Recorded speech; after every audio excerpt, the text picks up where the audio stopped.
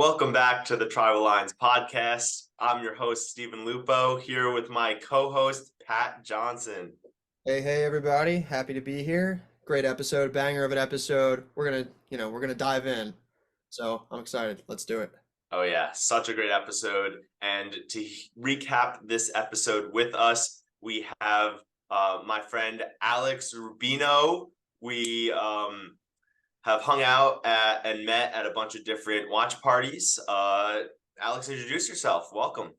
Hey, Pat, Steven, thank you guys so much for having me. I mean, Steven, you and I even watched yesterday's episode together. Yeah. But yeah, I've been a fan for a good little while, been in the podcast game, the whole community for a good little while. And I've literally watched all 3 episodes this season with a big group of people in different places. So yeah, this is awesome. Thank you guys again. Oh, yeah. Of course, thank you for hopping on the pod.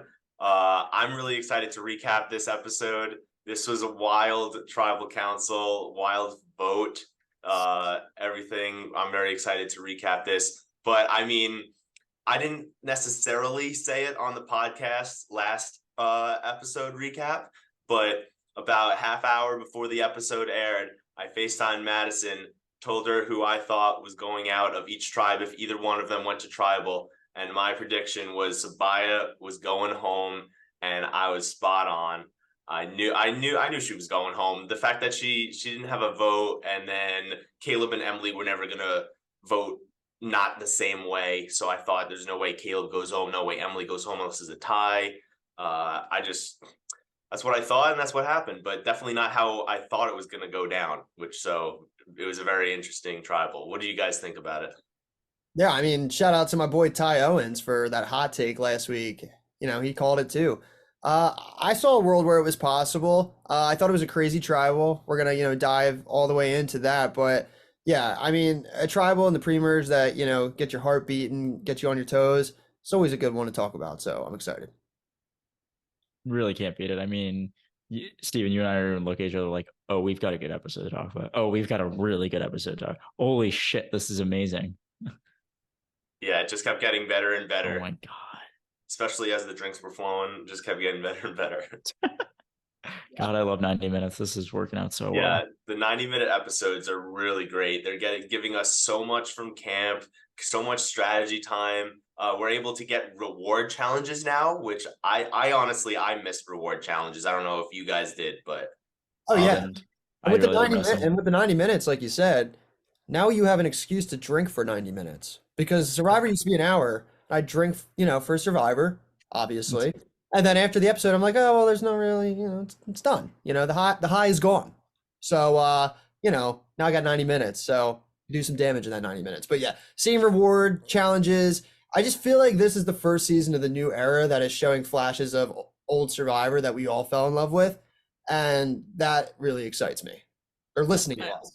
I mean, they're showing us like people at camp playing Survivor for the first time in 3 years. It's like, oh my God, this is what Survivor is.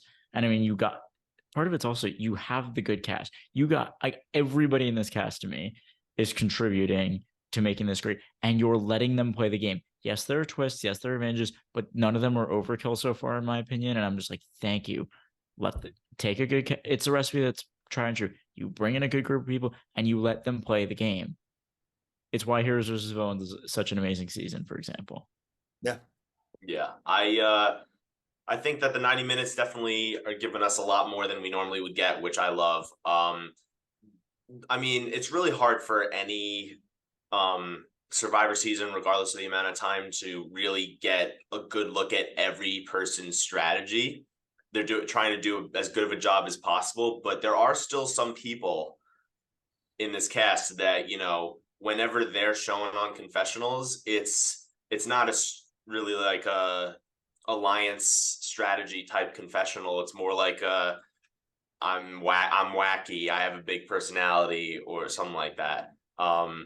Like J Maya, it's really only showing her trying to figure out the code,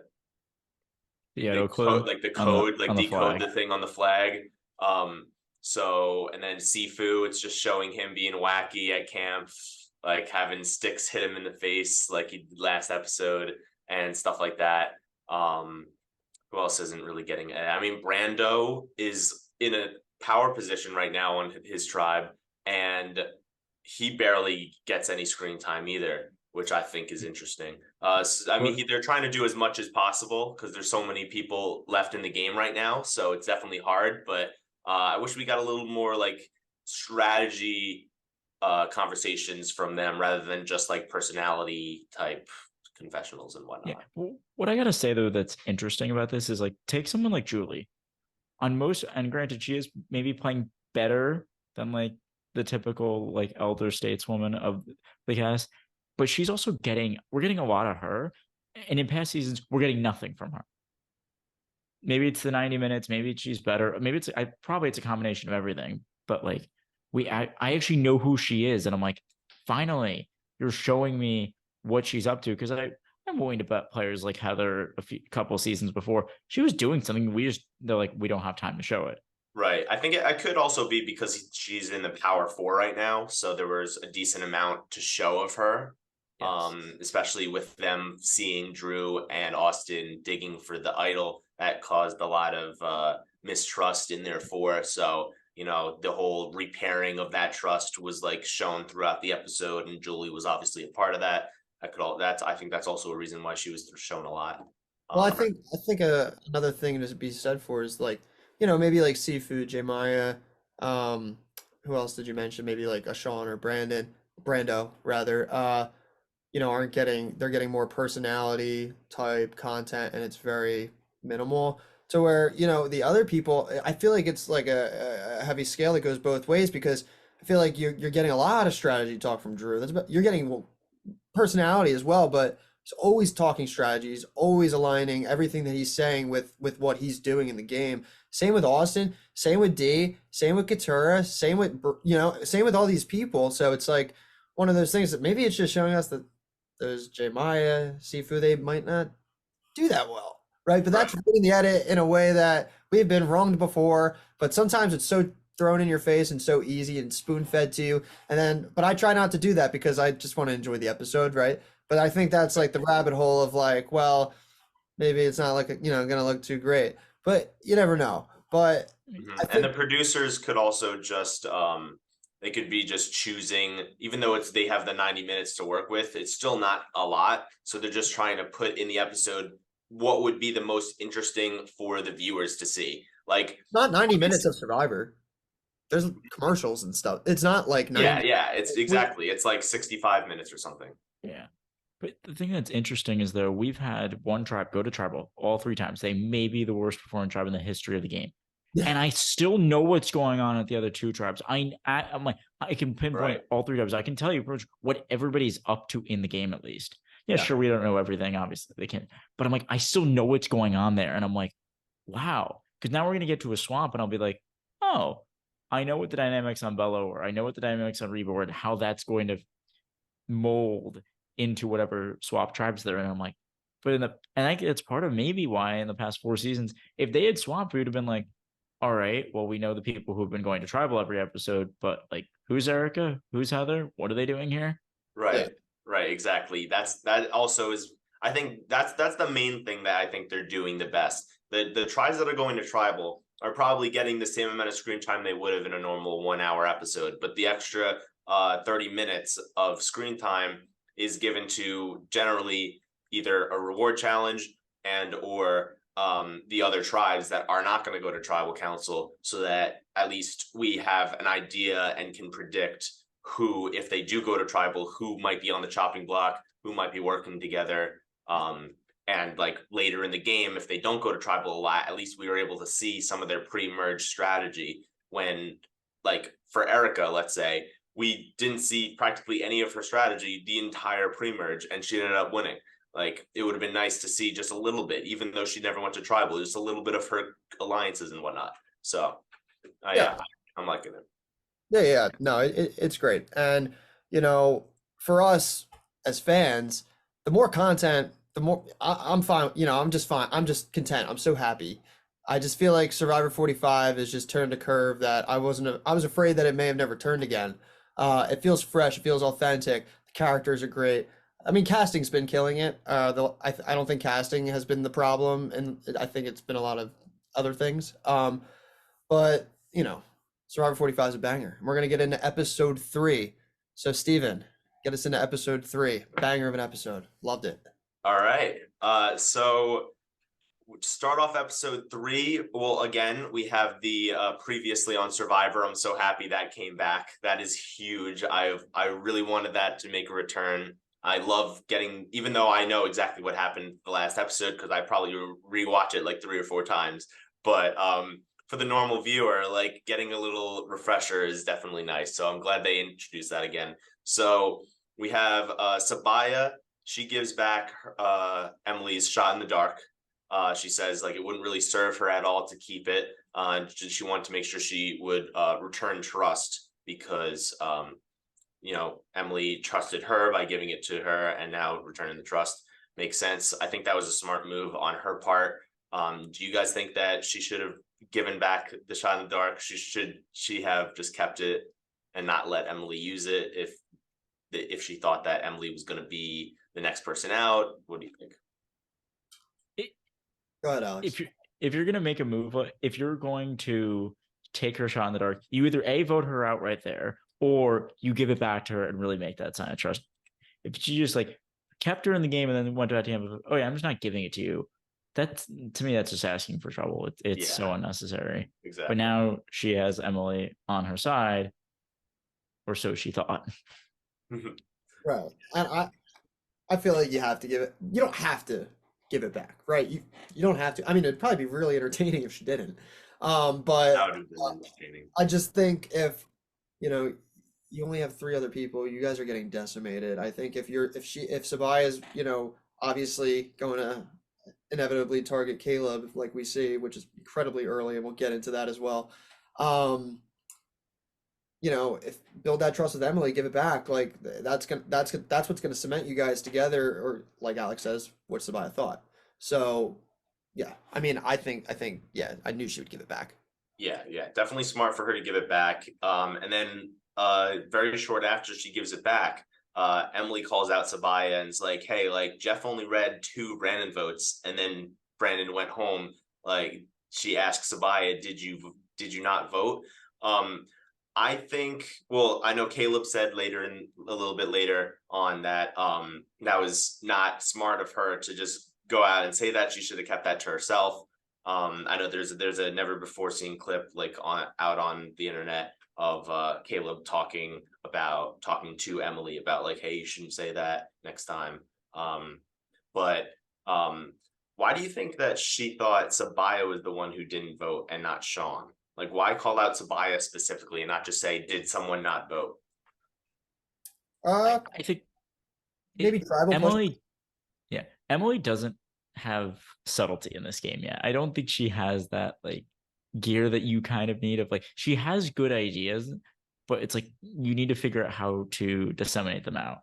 And I think as she gets further in the game, hopefully she stays. Because I will say one thing of casting that they haven't done lately is cast villains. She's a good villain.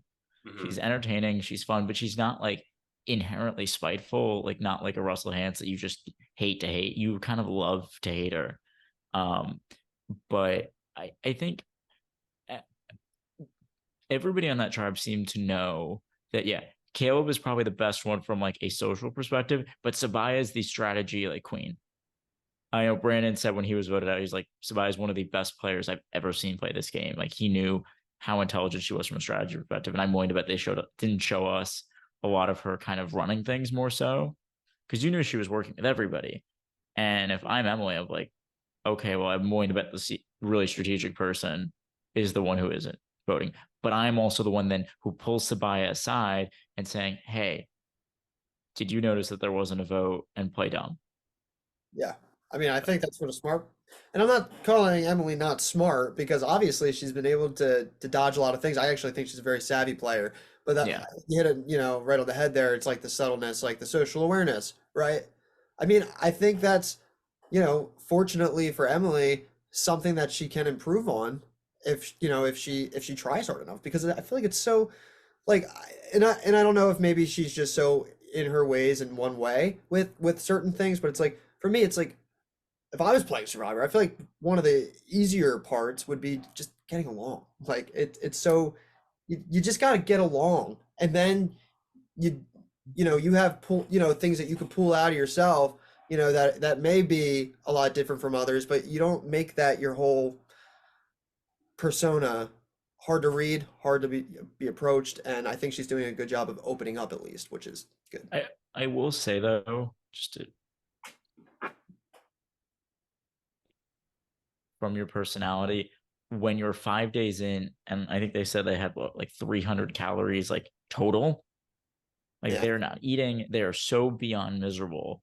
And like I know for playing an LRG where like I was out there for a couple days, it's like, oh, my brain's not 100%. I can't imagine where any of their brains are. Like how the hell they're even forming Right. any semblance of strategy is impressive. So I think that's one of those things, especially at night. You just voted out Brandon. You Emily, I think at that point knows she's next. Of like, just what happened?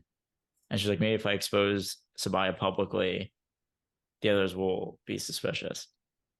Not Yeah. defending it, but that's I gotta think that's where she was coming from. Yeah, no. I see it. And then we go over to the Bellow tribe, the Blue tribe. And then, Jake falls down. He's feeling Mhm. faint. He's seeing stars. Looks like, Kendra describes it as like a mini seizure. What were you guys' thoughts? Because when I saw it last week in the preview, I thought he like fell into the fire. Like I was fearing that he was like gonna burn himself. Yeah, I didn't think it was going to be that big of a deal. I figured it was like he didn't have a lot of water that day. He fell down, like almost fainted, and then would be like exactly like what happened. Like, oh, like the conditions here are so hard. Like I feel like they just wanted to like tease maybe a medevac or something big happening, but yeah. It just I mean, just like Jake said, like it shows how tough the conditions are, like not being able to eat a lot, not being able to sleep a lot, not being able to drink a lot of water, physically is a lot. And then you also have to like make sure you're socializing a lot. So, everything all together is definitely puts a toll on your body. And I mean, it did for Jake. Yeah, and then Kendra is right there, so she sees everything. And can I just say something? Put it on the record here. I owe Kendra an apology because in the preseason, I was like, she is going to annoy the living shit out of me. And you know what I said on episode 3? I like Kendra. I really like Kendra. I actually think she's going to be in a really great spot.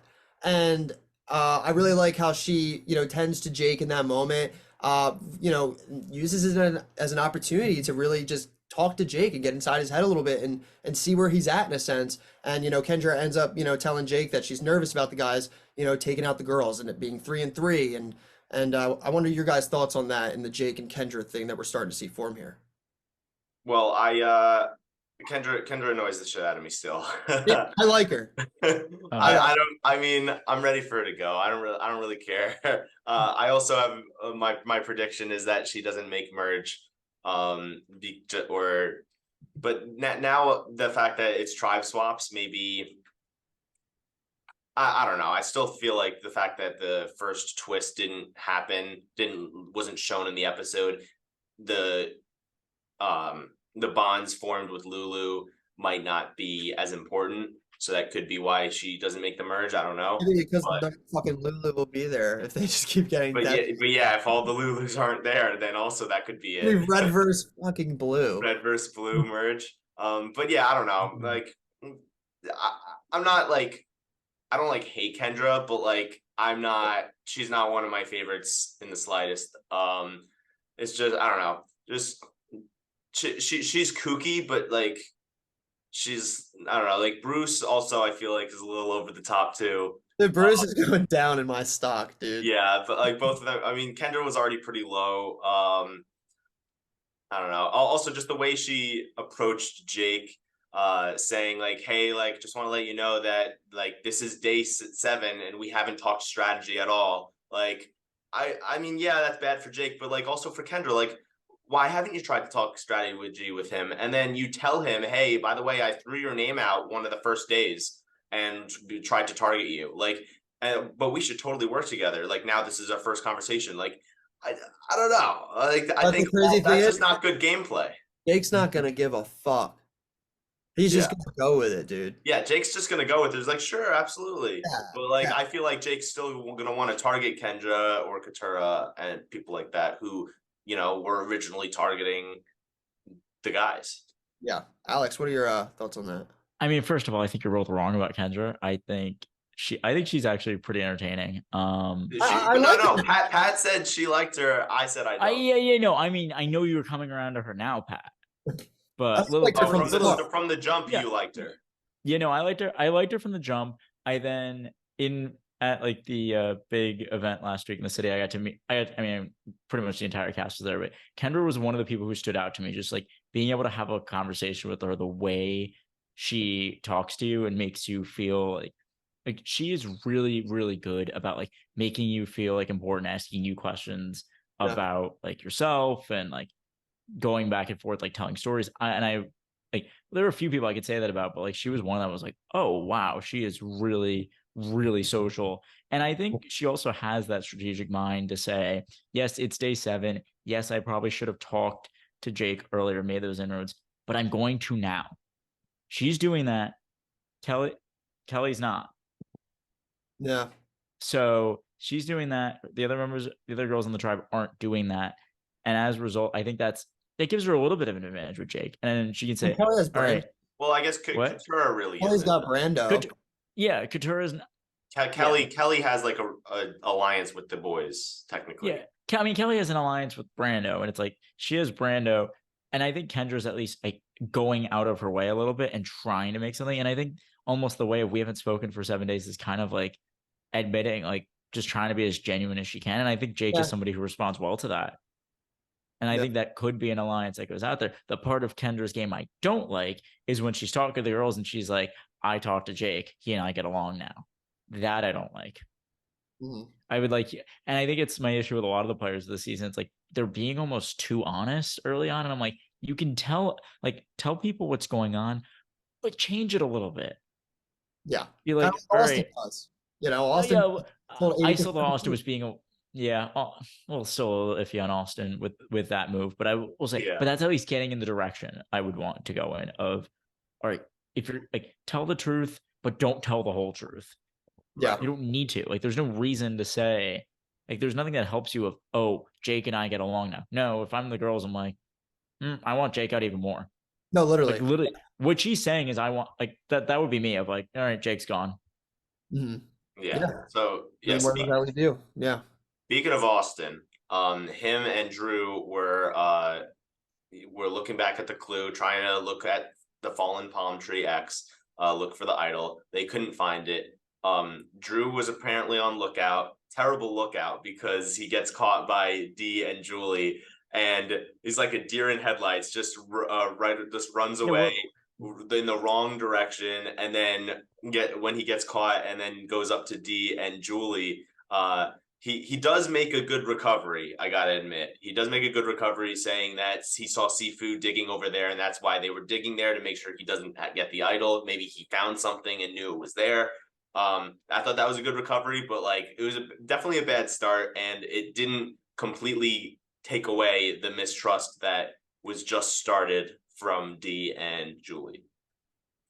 What I kind of wonder, and I doubt this is the case, but I almost think it could maybe be interesting, is if Austin being lookout there kind of let them get past him. Because you know what? If you're going to catch Drew, Drew's going to lie to you. You're going to be like, we don't trust Drew, but you trust Austin because Austin's going to be the one telling you all the truth.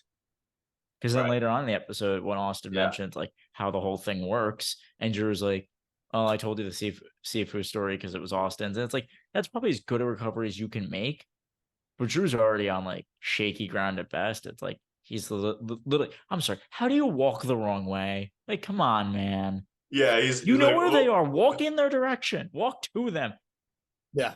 Yeah, exactly. And also, I think we all thought that Drew was actually the lookout, but I think I caught Austin. Yeah, Austin saying that at the time he was on watch, and he was getting coconuts to not look suspicious. So actually, I don't know if it was Drew's fault. I think it might have been Austin's fault.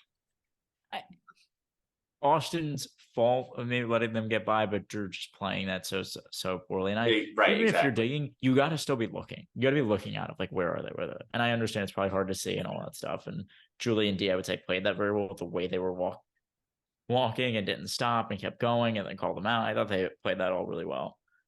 Do you guys think that this is a thing that, that wedges them in a way that we see, a result? Or do you think this is just something that's just gonna be like, okay, found Drew, blah blah blah, but it's fine, right? There's I think strong four, or do you think it's gonna, make it rocky?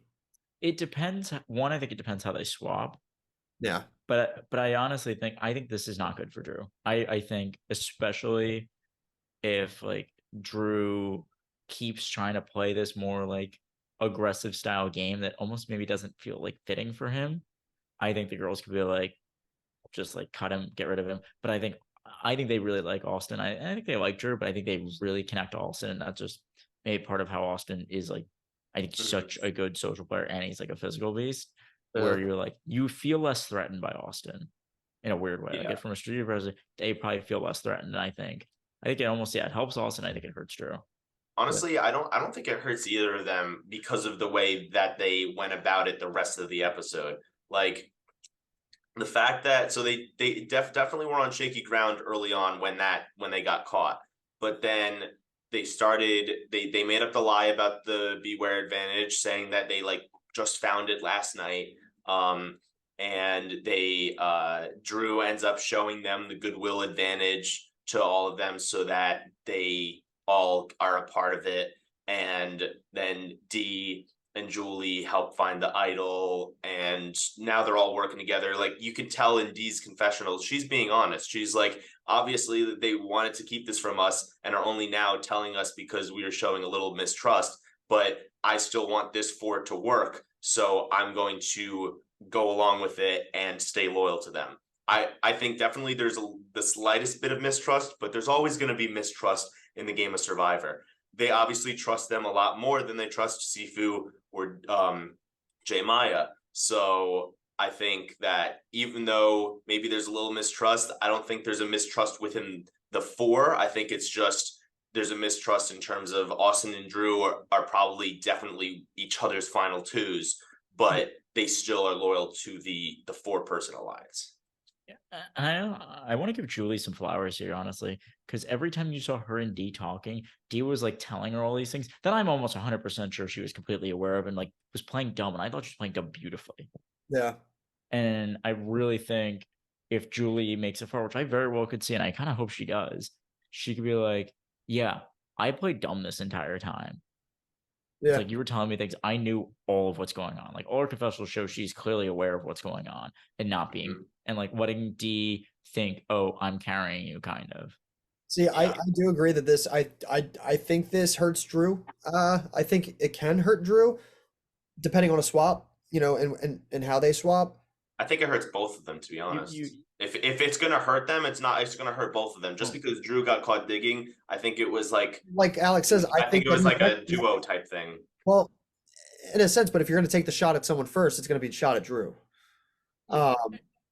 And I think what could be interesting is like if Austin's on a swap tribe and he has Julie and D, I think they were in a great spot. And I think very clearly they would take out the other two, assuming we swap 5-5-5, which I would another rant I can get into, but assuming they do that. And I think if Drew's in like that's you take out Austin, you put Drew in that spot, I think they could be okay.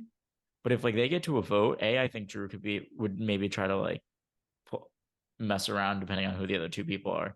But I also think the girls could be like, like we're not loyal to Drew. I think they'd be really loyal to each other. And if they need Drew, they would use him. But like if the other two people maybe like we want to get rid of Drew, they'd be like, okay. Yeah. And then like we'll yeah, I don't agree. I think all four of them are gonna stay loyal to each other, but like I don't know. We'll see what happens. And even if they don't do it now, I think at some point, like out of the four, Drew, they would be like, we'll get rid of Drew before Austin. Yeah, I agree with you that if they had to choose one of them to turn on, it would probably be Drew. But I don't think they're gonna turn on anyone anytime soon, at least. Yeah, we'll see. Maybe these people... when he becomes a threat later in the merge, but like pre-merge, I feel like if they're on a tribe together, they need each other to stay in majority. but we'll see what the tribes are. But Oh, yeah, I think these we'll see. players have shown how they really want to be like, oh, like play like it's my second chance, really be aggressive. And sometimes the aggression doesn't really work very well. Yeah, you're right. Sometimes it backfires right in your face. Absolutely. Yeah. And now we get into the reward challenge, and I love this reward challenge because it's probably the only one I would do well on, like in a survivor challenge. It's like I feel like it's pretty. I don't want to say simple because nothing, you know. I mean, it has to do Yeah, with everything throwing. is hard in Survivor. You have to earn everything, but you know you gotta throw the ball up. It goes down. You got to go through a little rope obstacle. Make sure you don't fall like Emily or Katura, and just like I think even Sean like fell on his back, but he caught it. You got to catch a ball. And then after everyone catches the ball, you gotta, you know, did they have to untie the No. The rings. yeah. Yeah, they have to untie the rings, I think, and then throw the rings. Yeah, they need to land 3. One thing that makes me mad about Survivor, okay, when they say land 3 rings and they have 3 rings, I really feel like you should have to land 1, 1, and 1. That's what I think too. I feel like they Yeah. should make that a rule for those kinds of challenges because then it's just I don't know. It's you just throw it, and then if it lands on one, cool. But like it's less aim focused. Yeah. So let us know if you're listening to the pod. You want 3 rings? You want 1 ring? You just let us know. Okay, that's fair. I do have one question for you guys. Yeah. And this Okay. delves into the whole camp raid reward. Yeah. 2 things. 1, should they be allowed to maybe take more than 1 thing? But 2, if you're going to call it a raid, I think that's what it should be. But 2, when you have a 3 tribe setup and the winning tribe is the one that's committing a raid of sorts, should they have the choice, or should it just be the 3rd tribe that, like, the tribe that comes in last automatically gets raided? I can go both ways, but in terms of the multiple items, if it's a group of the same type of items, then yes, because that is what happened. Caleb ended up taking all of the fishing gear other than the spear to at least leave them the spear, but took everything else in terms of the fishing gear. So that's multiple items technically, even though it's like all one fishing gear. So in terms of that, yes, you can take multiple items, but if you were to take more than the fishing gear, I think that would be way too much, especially in the new era where they don't have that many things at camp. In terms of the tribes, like being able to choose which one to raid, to be fair, I think it should be the last tribe. For entertainment purposes and strategic purposes, I think you should be able to choose. The fact that they're getting the 2nd place team is at least getting some fruit. I feel like it's fair game now. Like they had that little advantage of getting some extra fruit, but like it makes it a strategic decision for Lulu, which one is good for gameplay wise and is also good for the viewers to which tribe camp are they going to raid. So I kind of liked it. I kind of liked that they got to choose. And I mean, the raid isn't that crazy. Especially because like right after this tribal council, they're tribe swapping anyway. So it didn't really affect them for more than like 2 days. What do you think, Pat? I mean, for me, like with the raid, I guess you'd have to cap it at some point anyway. I'm kind of indifferent. But for me, where the other thing that you mentioned about 2nd or 3rd, I like having the choice just because it opens the door of opportunity, and you never know what anyone's agenda is. Because Caleb perks up. I want to do it, and it might be for whatever reason, and I just like that it opens the door to any type of opportunity to occur, any type of outcome to occur, and really when a tribe wins, it's giving them some sort of power, and that power always shifts in the game, and it always, it's a domino effect. So one after the other, it's going to fall, and it's going to, it's always going to fall differently depending on the way that it goes. So I think really just giving them that, that open door policy in a sense to be like, you take your pick. I'm all for it. Fuck it. Yeah. Yeah, I generally land on the side of give players a choice, like let them have an impact. And frankly, I want them to be forced to make more choices. Every time they have like, who wants to go to Shipwheel Island, and they let them randomly pick, I want to like scream at my TV and be like, no, make them decide. However they decide, but make them make a decision. Yeah. It could be interesting if they maybe made the twist like you have to decide by just vocalizing who you need to go, like without doing it in some sort of random fashion. I think you just say And if like you you have can't to make a all decision. agree, then your tribe gets a disadvantage at the next immunity challenge or something like that. And Yeah. that'll make them really like decide somebody. Yeah. Like there's an LRG that had something like that where it was like a journey. I think it was Survivor New York had a journey where they had like 1 minute to decide who was going to go on the journey, or else they get a disadvantage at the challenge. And that caused people who said they definitely didn't want to go on the journey to just say, all right, fine, I'll go, because nobody was saying they wanted to go, and they didn't want a disadvantage. So that definitely makes it interesting if they did some sort of twist like that. Yeah. Did Go ahead. did they make the right decision sending Caleb, and then did Caleb make the right decision volunteering, and then also did they make the right decision with what camp to go to? Yeah, I think so. I think Caleb's the right guy to go. I mean, if I'm on Lulu, I don't want to go. I actually don't want to go. But maybe that just speaks to what type of player that I would be myself, right? But Caleb already has this attention drawn to him, like in the preseason. Like everybody in their pregame confessionals were like, "This dude's smiling at everyone. This dude has so much charisma. Of course he's gonna go, and of course he thinks he should be the one to go." So you feed that narrative, and I'm feeding that narrative, and I'm letting him go, and especially in a small tribe, and if he's close with, really close with everybody in that tribe at that time, he's going to come back with some information that could be good for you. And, when I think going with Reba or Bello, did he say why he chose Reba? I may have missed like that part, but I'm cool with it. Ample opportunity over there. I don't know. I think maybe because he wanted the fishing gear and they had the bigger fishing gear. That's definitely it then. Yeah. It could have been just it. But so I think it was smart for Caleb to go in his situation. He didn't think he was being targeted by anybody on his tribe. He felt like he was in a power position. And he wanted to go make connections with them. Like they knew they had to raid something. He was nice enough to leave the spear, so he didn't leave such a bad taste in Reba's mouth. Also got a chance to, connect with people on the other tribe that could possibly help him in a tribe swap or merge situation. Like Pat, you said, like if you were in that situation, you probably wouldn't go. I probably would go if I feel like I'm in a good position on my tribe. I would absolutely want to go, because then I would be able to make good relationships with people and have myself set up for like a tribe swap or a merge. But if I wasn't certain in my position in my tribe, then I would want to stay back so that I'm not the only person out of the strategy conversations going on during that time. I will say though, if everybody's saying I should go, then I'm maybe concerned a little bit. I'm like, oh, okay, it's good, but why do they all want me to go? Yeah, he's so social. Like that's what Emily's like. He's so social, and another like Emily, shut up. Emily, yeah, shut up. Like please stop. Thank God the other tribes walked off.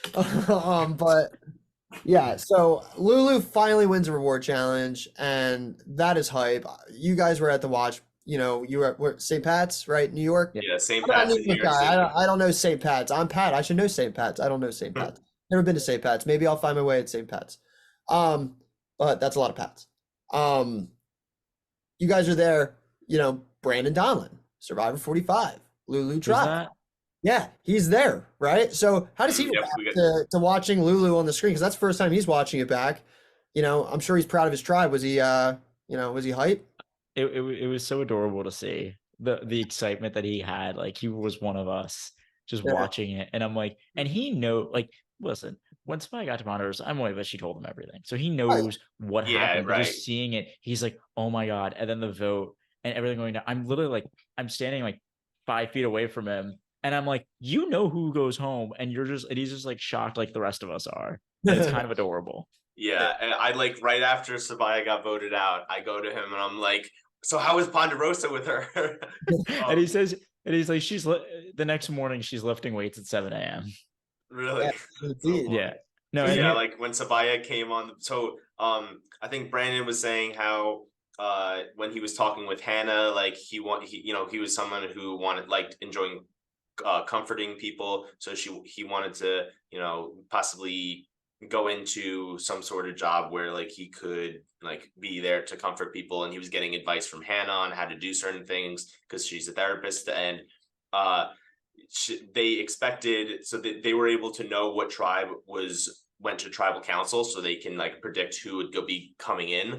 And they were told it was Lulu, so they were certain it was Emily coming in. And they were going over like what to say, like, oh, like don't say anything that would upset them, like just be comforting, let them say whatever they want to say, get it off their chest, blah blah blah.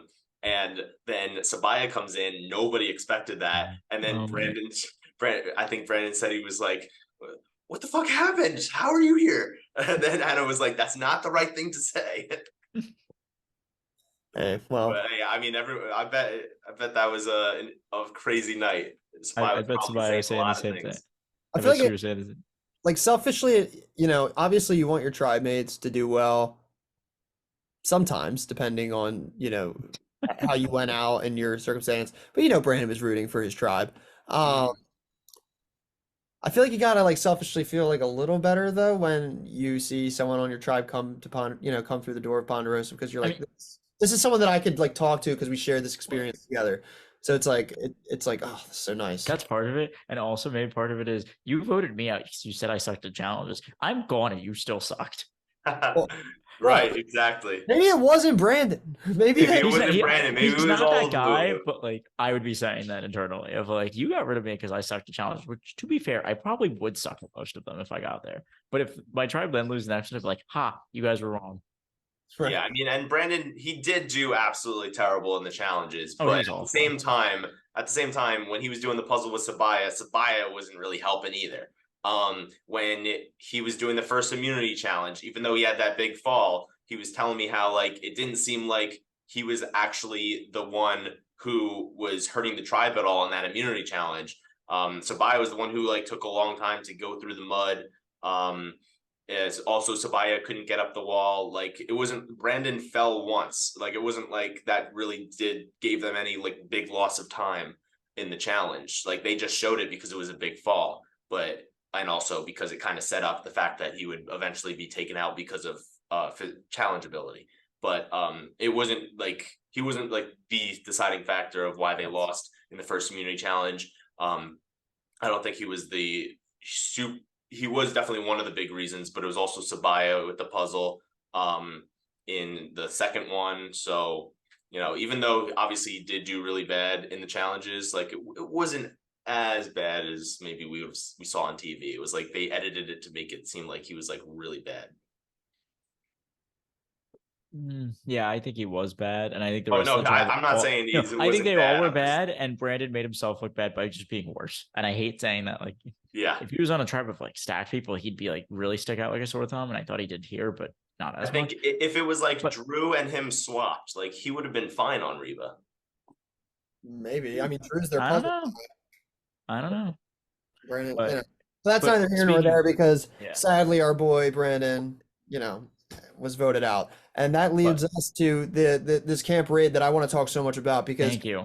I love the camp raid. And you know, before the camp raid starts though, Caleb gets on the boat. He finds a goodwill advantage. You guys want to talk about that advantage a little bit? Because I love it. So Steve, what do you think?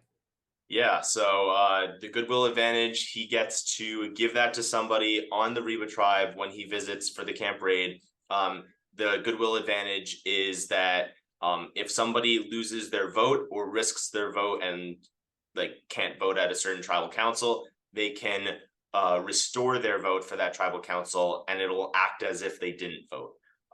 So in terms of that, just thinking through the possibilities that we know so far, it would be if you had the if you had the beware advantage and you didn't have your vote. If you went on a journey and lost your vote, then you could use it. Or if you wanted to play the shot in the dark, you could still vote. Those are the main things that I can think of that would be a reason why you lost your vote. But I think it's honestly a good advantage, especially for Reba, with the fact that he gave it to Drew. Because you know Drew can now give it to Austin, and especially with this new idol that allows, if you don't vote, then you can extend the life of the idol. Pretty much automatically the idol is extended until the merge, because if he chooses not to vote, he still gets to vote with this advantage. I do have a question with that, and I had to read the fine print, but the advantage said it's like you're able to restore a lost vote.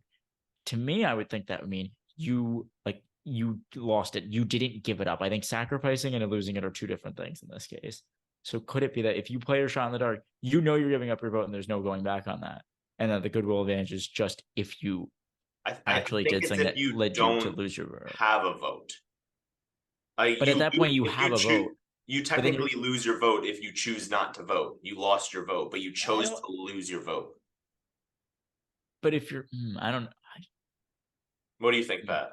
I gotta read the fine print too, but I kind of think that it wouldn't work with a shot in the dark. But that's just my initial thought. But now that, because the way it says, if you lost your vote, you open the beware advantage, you lost your vote, right? It's cut and dry. So whereas shot in the dark, it's a choice, yeah, but you have your vote until you're willing to give your vote. So you give up your vote and replace. Well, here's the thing. Actually, okay, because when they got the advantage, they still hadn't found the idol, right? Or did they? No, I haven't. No, they didn't. Okay, so that was if they lost the votes. Yep. It wasn't talking about if they decided not to vote at a tribal council because of the to extend the idol. Okay. Yeah. I don't know. I guess we'll have to read the fine print. I'm predicting that you can use it on a shot in the dark and on the choose not to vote for the idol, but I mean, we'll see how that plays out, and if that actually is, I'm gonna have to look at the fine print of that. Take a screenshot of it when I do another rewatch. Yeah. I'm trying to find it out now. They're not really showing it online, but I'm doing some digging. In the meantime, let's talk about his one-on-one conversations. He one thing I thought was really funny was when he tells Dee that she has great eyes. Kayla's got that W Riz. I love it. Oh, that was so bad. So funny. That was so funny. I was dying laughing when I heard that. Oh my God. I mean, he's just showing how, his charisma, and he's showing how like social that he is. Drew clocks him immediately. He says that Caleb's definitely like persuasive. He's definitely running that tribe, and he ends up telling Caleb about his safety without power, which is really interesting because then we see, that Caleb also puts trust into him. And I want to, about these one-on-one conversations. Why do you think he really chose Drew? And do you guys think that was a good thing for Caleb to do? So I think he chose Drew because he decided to share the fact that he has the safety without power. Not only that he chose to share it with Caleb as a sign of trust, but also Caleb wants to, play with people who also want to play the game.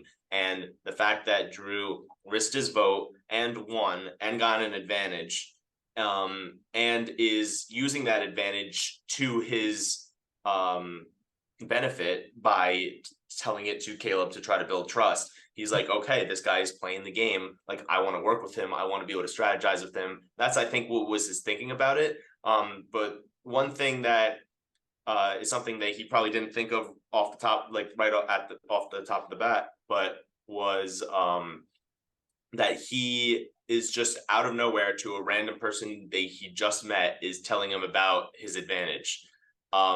Someone who would just randomly say what his advantage is probably not someone you want as an ally per se, because if you tell him, hey, I have this advantage, he'll probably go and tell his other allies, hey, this guy has this advantage. Like, he seems like someone who will not keep things a secret if it will benefit him.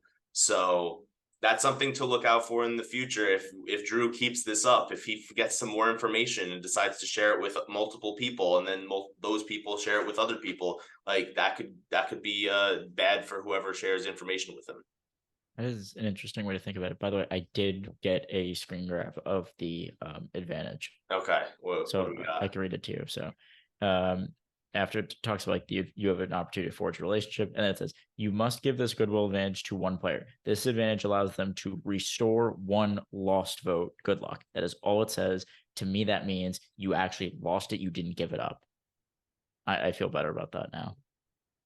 Yeah, we would have to see it play out, and if I don't know. Yeah, we'll have to see how it plays out. I mean, As I think, I still feel like if you choose not to vote, you lost your vote. But but I don't know. It could go either way. I'm excited to see how it plays out because it's gonna play out somehow. Like Austin eventually is gonna get targeted, and if he, or regardless of if he gets targeted or not, the next time he goes to tribal, he's gonna have to decide, is he going to risk his vote or not? And if we find out in a confessional that he risks his vote, but he still gets to vote, then we know it worked. If he still loses his vote, then we know it didn't work. If he chooses to risk it, if he chooses to use it, then we won't know. But okay, well, Drew continues to tell, and he tells Dee, Julie, Austin, so they don't feel left out because Dee was on it. She said it felt like her boyfriend was cheating on her in a sense, like she felt left out, and she felt that there was something that was up. Dee's a smart, savvy player. Her and Julie are a pair in this 4. Austin and Drew are a pair in this 4, and Drew wants to share something as a 4 to kind of just prove himself. I mean, there's no doubt in my mind that Drew's doing that to get some goodwill back from the tribe. right. Goodwill, sharing the goodwill advantage to get goodwill. Right, but what do you guys think? Do you think that Drew tells everybody, like his 3 others, if he's not caught earlier doing Drew things? Definitely not. I think he only did it because he said Dee was a little fussy about it, and was getting suspicious of Drew. So that was something to like equalize it. Like, hey, I got caught looking for an idol that I shouldn't have gotten caught doing, but at least I told you about this advantage and didn't hide this from you. So he's trying to like make up for him getting caught. Mm-hmm.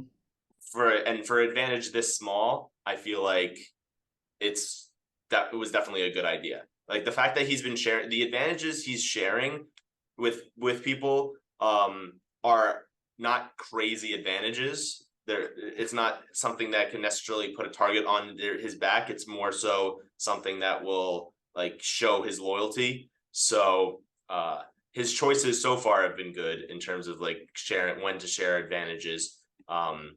If he had an idol, I don't know if that would have been a good idea. Like luckily Austin was the one who told them about the beware advantage, not Drew. So that decision I was a little concerned about. But yeah, what do you think, Alex? I mean, the whole Drew thing is so interesting. I get what he's doing, but I almost think it's like you dug yourself a hole, and it's really just I am doing everything I can to play damage control, and I think he might almost be giving up too much information. Yeah. He's giving up a lot of information to a lot of different people.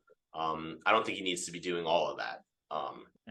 But so far it seems to work out for him. At least the confessionals that have been shown to us, it seems like whoever he's sharing these advantages to is actually benefiting him rather than hurting him in the long run.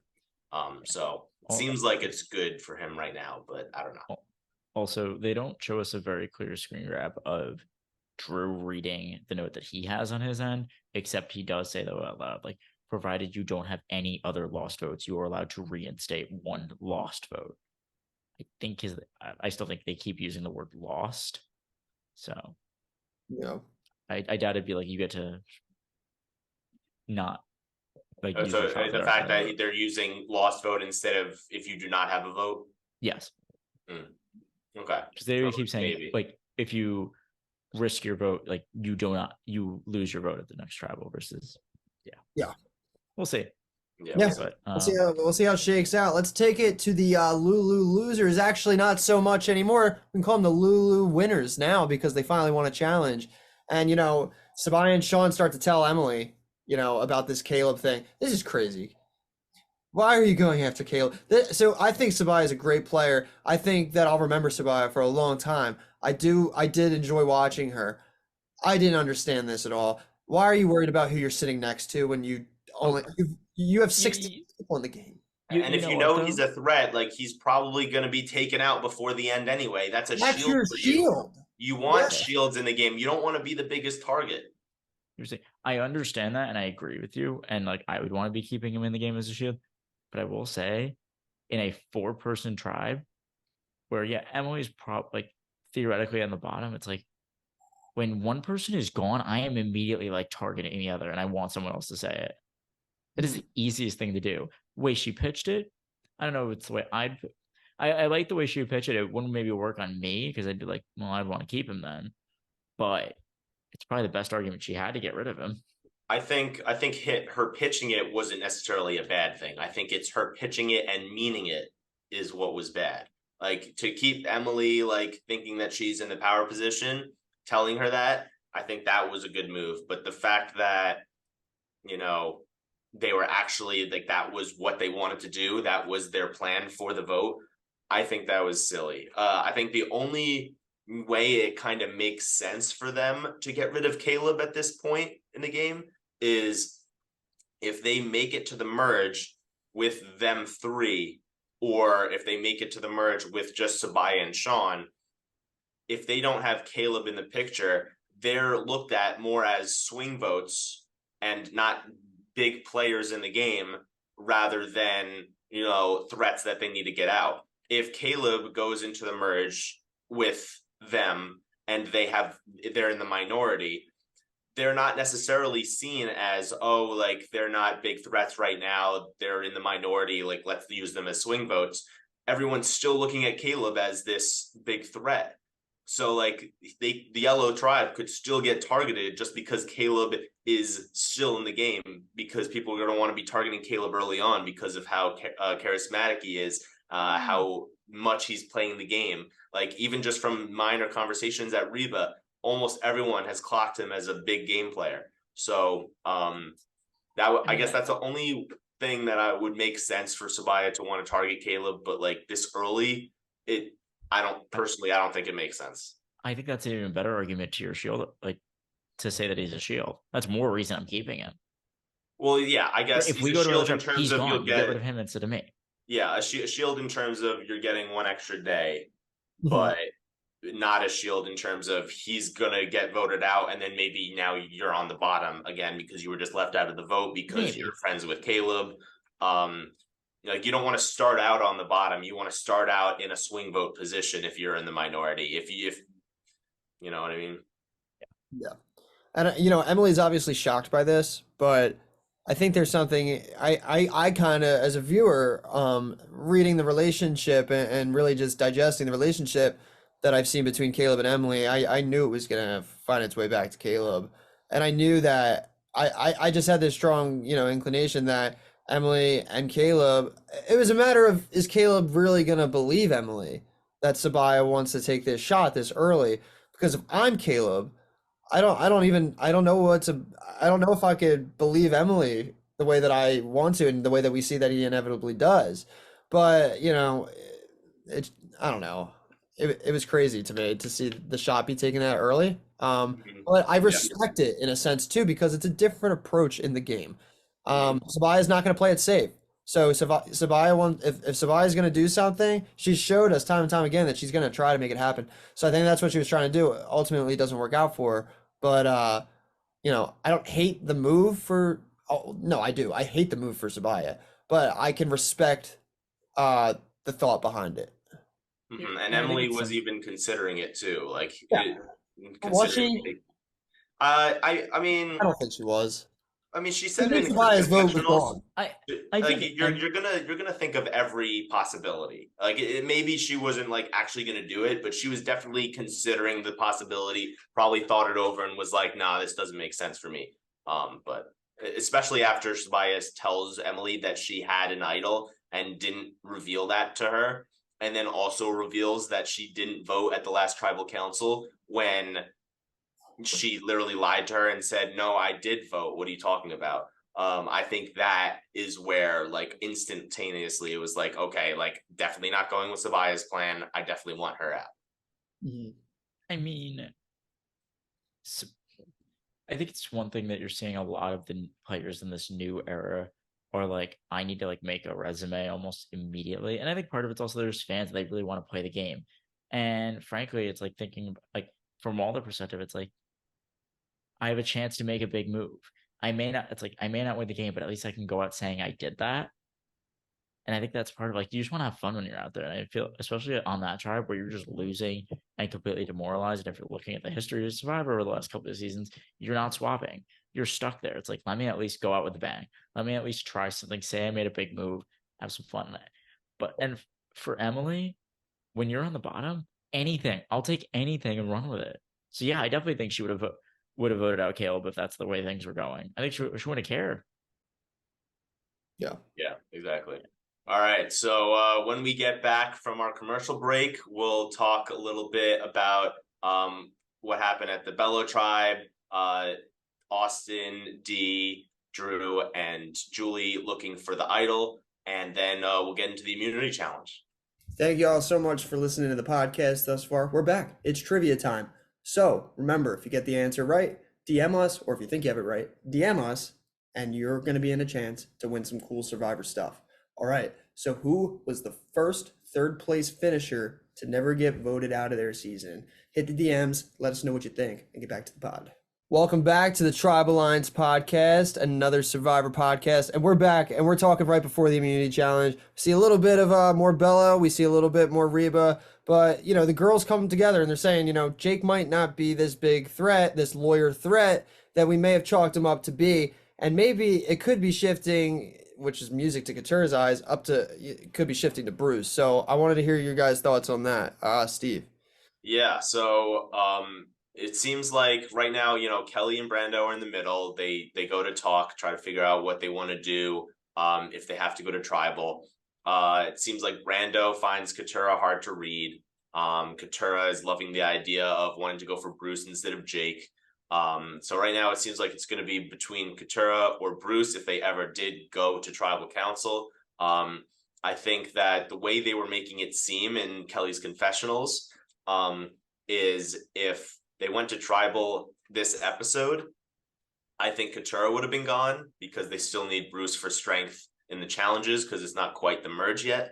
But I think if they had, let's say, didn't have this tribe swap and they lost again, I think that Kelly and Brando would have sided with the girls and voted out Bruce. So that's definitely something to look at going forward. If, let's say, Bruce was on a tribe with some of the girls, I think the girls might possibly go after Bruce, depending on if they like lose the first challenge or not at the tribe swap, since the merge is kind of coming soon. And if they think they're in the power position regardless, maybe they won't care about if they go to tribal again and they want to like take Bruce out and like keep the power. So who knows? But yeah, it seems like Bruce, Katura, those are the two names going around for Bello. What do you think, Alex? Yeah, I feel like Bruce has to be the easy target. I mean, Yeah, from that, if you're on a tribe with him, like you're on Bello originally, or if you're on one of the it's like, oh, get rid of it. Even though he played for about 5 minutes, he still played. They're saying he played the game before. It's his second chance. Use whatever you got to do. Yeah. Which, No, I think not. Bruce ends up being the target there if they were to go. And you know, we see that they're not going to go. We'll get to that too. But yeah, I mean, I think Bruce is the easy shot there. I think Bruce definitely would go in that. I can see where it could be shifted to like a Katura in a sense, but I think this looks good for Jake. I don't know though. Is Jake really this just not a strategic, maybe just goofy, happy go vibes social player, or do you think that he's playing himself down a lot? Because I don't know. I don't know. I don't think he right now is seeming like the biggest strategic player. It doesn't seem like he has many like official alliances right now, other than the guys and maybe Kelly. Even though Kendra also wasn't the one who went up to Jake until day 7. Jake never went up to Kendra until day 7 either. So that's a flaw on Jake's part. Katura and Jake have talked a little bit, but I think Katura's reasoning for voting out Bruce has nothing to do with that she wants to align with Jake. I think she just doesn't think Jake's a threat necessarily. She even says it in a confessional, like, yes, he is a lawyer, but He doesn't seem like a strategic lawyer. He doesn't seem like just because he's a lawyer, he should be labeled as a threat. He doesn't seem so. Katura kind of wants to keep him around, because it doesn't seem like he's gonna really be someone to backstab her or like blindside her. She doesn't think he's that strategic. So a lot of people are not seeing him as strategic. I don't. I think everyone on this cast is a little bit strategic, but it just doesn't seem like he's doing much on the Bello tribe to like make his standing in the tribe super secure, other than just having Bruce on the tribe with him.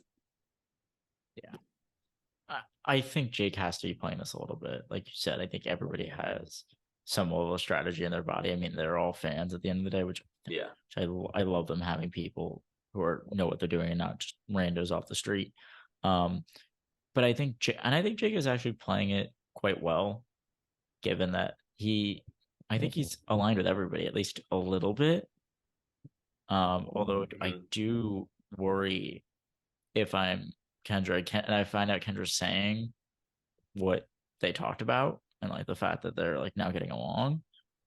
But I think he's coming into his own a little bit. I guess he's kind of playing like a good like early Big Brother type game where like you don't want to be someone's direct target because then you'll get nominated, but like you also aren't anyone's like really close ally. Like Jake doesn't seem to have really close relationships, but he doesn't seem to be anyone's target right now, which is good for the pre-merge game, 100%. especially when he's not going to tribal much. And Jake O'Kane, you're listening, my guy. Took you number 1 overall, so Oh, that sounds like.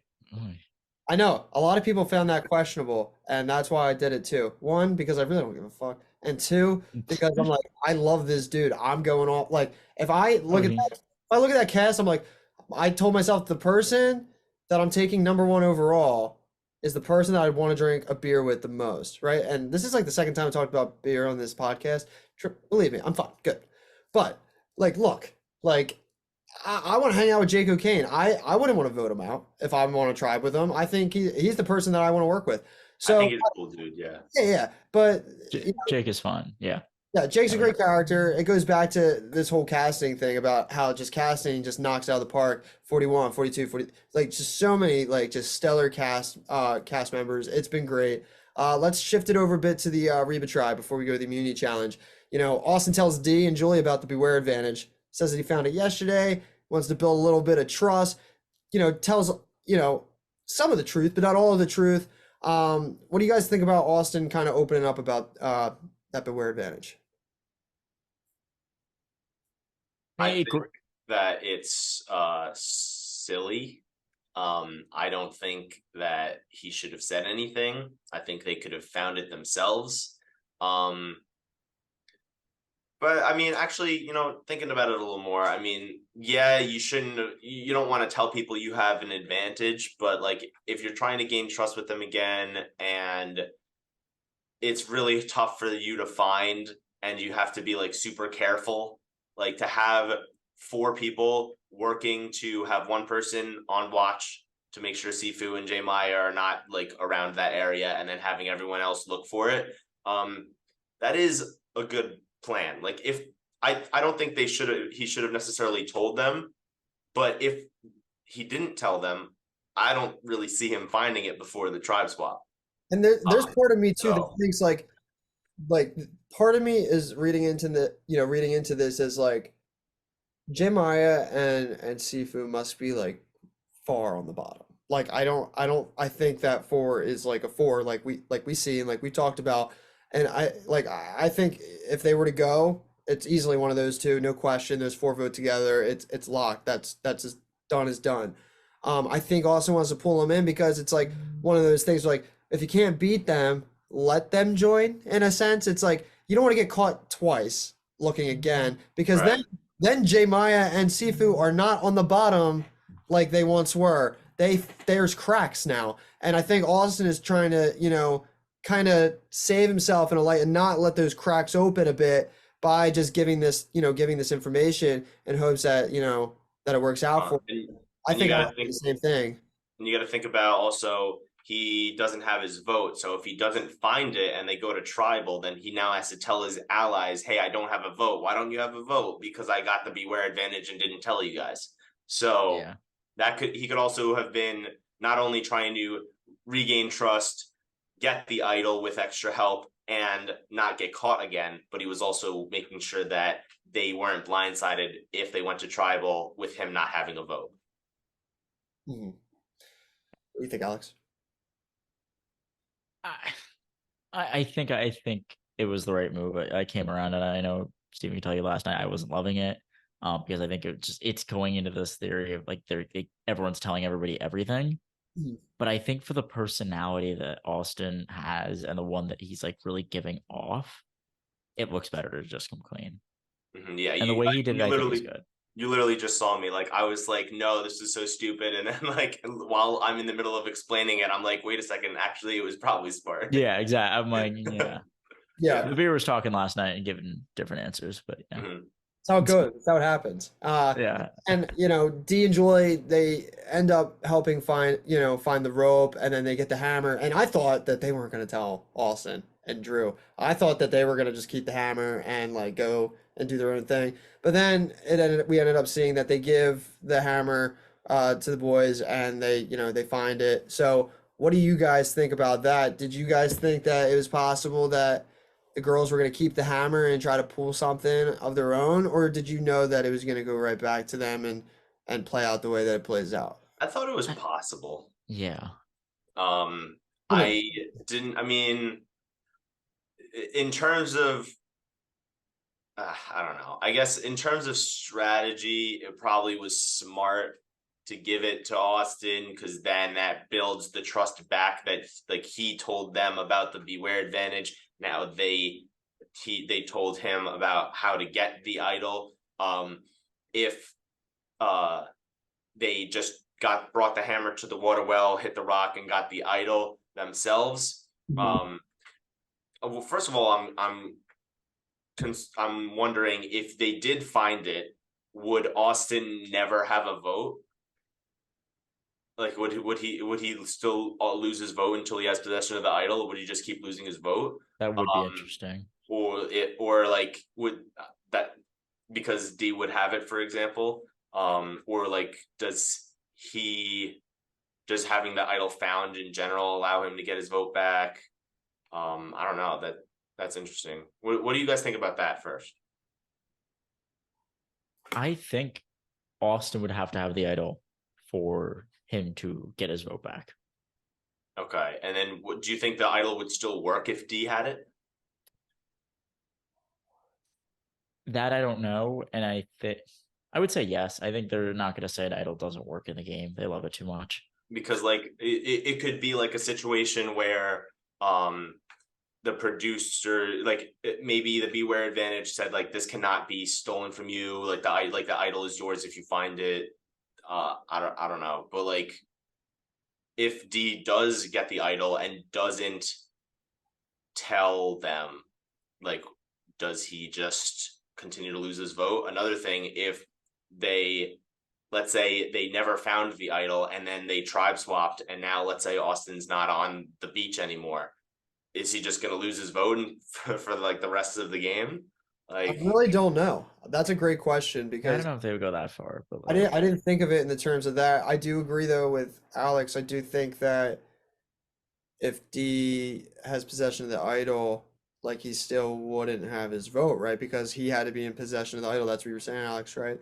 yeah, Oh, 100%. yeah, I think so too, because the beware advantage doesn't say until the idol's in play. It says until it's in your possession, if I remember correctly. Yeah, So exactly. it's not in his possession, therefore, I feel like he'd be like fucked. And there's maybe it's four things that happened this episode that like could break production. They'd be like, "Holy shit!" Like, oh, there are so many things in this episode that they're like, we didn't think this far. Yeah. Like I think maybe he wouldn't have his vote till the merge. Maybe probably. That's something. It would be that they definitely wouldn't go to the rest of the game, because I think it's like you lose your vote. That would be ridiculous. Yeah, but Austin plays the entire game and wins, and he never casts a vote for anybody. That would be OP. But yeah, I mean when he does get the idol, he finds out that it's a conditional idol. It's either you get to play it at your next tribal council and you get to vote, or you have to not vote, but then you get it until the merge, and then you can not vote for your second tribal council you go to, and then you get it all the way until final five. I love this twist.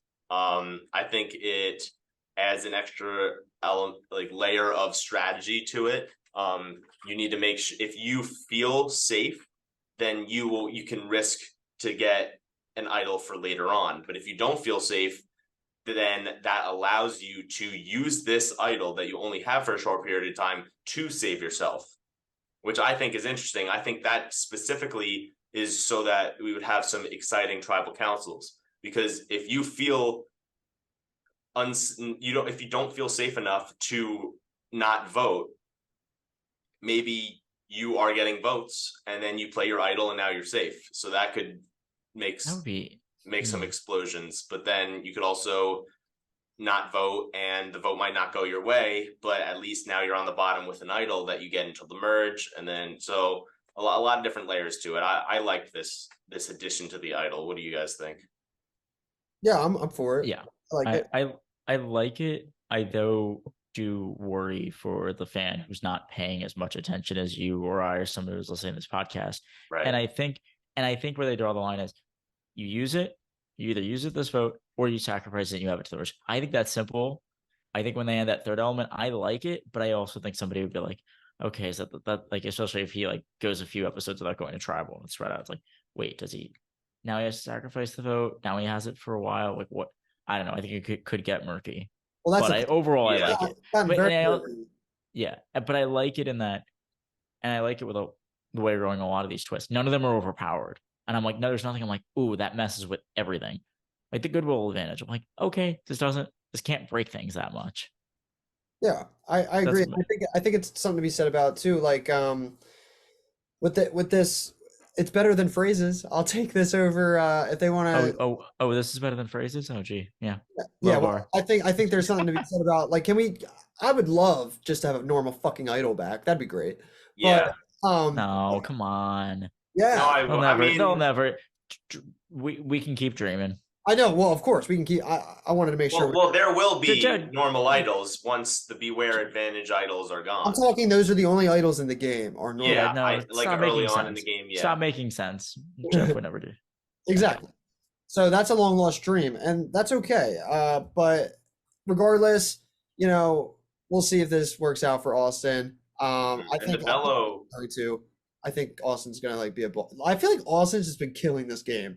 Like he's been he is so good at challenges. He is so social. Ain't no one looking at him. I don't think on his tribe. I think everyone loves him and goes to him as a sense of comfort. Everyone likes Austin. It makes sense. Yeah. Yeah, Austin's in a great spot. He's so good socially. He's one of those you met at the party last week, and I'm like, damn, this guy's cool. And Austin's not the type of person that I ever would hang out with in life. It's not. But I'm like, I love this guy. This guy's awesome. Yeah. Yeah, and also Bello still doesn't have the Beware Advantage. Nobody found it, or at least not to our knowledge. So. No, the people not to our knowledge. The people who tribe swap onto Bello, maybe somebody from the red tribe or the yellow tribe could get the Bello Beware Advantage. Or maybe the ghost of season 44, Bruce, has it. And he's just stop. He's watching 45, Bruce just shaking his head. Yeah. Thanks. That would be crazy if Bruce got the Beware Advantage. Oh my god, because he's gonna get targeted very soon. So that would be Bruce. Yeah. All right, Steve. Well, take us into the immunity challenge. This is the bread and butter of the episode because we're gonna see who wins immunity. Does Lulu lose again? And this is another good immunity challenge, and I'm excited to talk about it. So let's get into it. Yeah. So the first thing that I noticed when we were going into the immunity challenge is Brando and Kelly sat out when they are the main puzzle people for Bello, and this was a difficult puzzle where I feel like having the main puzzle people would be important. So I'm just confused why they sat out. Did they have to? Well, Because isn't no, No, they no, I didn't mean, have to. no, you couldn't sit out Brute. They set out in Bruce the or Jake, last, you couldn't sit yeah. out. So So it's either them or Kendra yeah, I'm thinking or, Kendra and Kendra and Katura, like sit them out. but they're strong though, and you don't get to Or the keep puzzle. keep one of them in and put either Kelly or Brando in. That's, I I think I guess was gonna go with that. Kendra did a good enough job at the puzzle, I guess. I'd probably take Brando out then because I think Kelly's stronger from a physical perspective. Yeah, and Kelly's just as good. Like I feel like Kelly's like a underrated, under the radar. Like she's gonna be like I feel like she's gonna like win a lot of like individual immunities. I just think that she's like gonna be a beast. Hmm. I could see it. I could see it. Yeah. Yeah. So then there's not too much that really we need to talk about in terms of the immunity challenge. One thing I noticed though was, Bruce was getting really mad at Caleb for being so close to him while he was trying to lift the puzzle pieces That was into his funny. cube. And Kendra tells him like, there's a better way that we can talk in a better way. Oh, and she apologizes to Caleb. I love that. Yeah. So is And that then I'm she sorry. apologizes. Yeah. It's like, sorry, Caleb. Yeah, That sounds good for that me. was a bad thing. That was bad from Bruce. And also D, I think, was the one who said it on the sidelines. Like Bruce annoys me. Sometimes, I like love that. Just Bruce people annoys not me. even on the tribe with him are getting annoyed by him. Like that's not a great look, especially going into a tribe swap. No, but it's funny. It's very funny. Yeah. And That's why I really I thought this episode Lulu was gonna win immunity.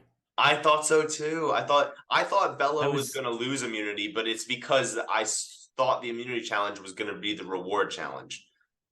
Once I found out that was just reward, I was like, "Oh shoot!" Like, Yeah, I mean, if there's a puzzle, they're fucked. Like, they're just terrible at puzzles. Literally Yeah. terrible. There's not a single person who can do a puzzle. yeah, and Lulu loses again. We got the sad instrumental music in the background. All right, I know a lot of people loved it. I loved it. I was not really like a fan. I think Really? okay. I think it emulated the emotion of the vibe of how they were feeling and everything, but I don't know. Part of me was just like, corny. I mean, it's the third time in a row that they I get lost. it, but that's Survivor, baby, and like, Yeah, and you Well, exactly. acknowledge it. That's the point. You acknowledge it. yeah, Yeah, and they acknowledge it through the music, trying to get like the fans to be like sad with them, like, oh damn, like Lulu again, like this sucks, like Yeah. that makes me feeling really bad. Like, they're trying to they're not yeah, they're just making them feel bad for Lulu, I guess. yeah.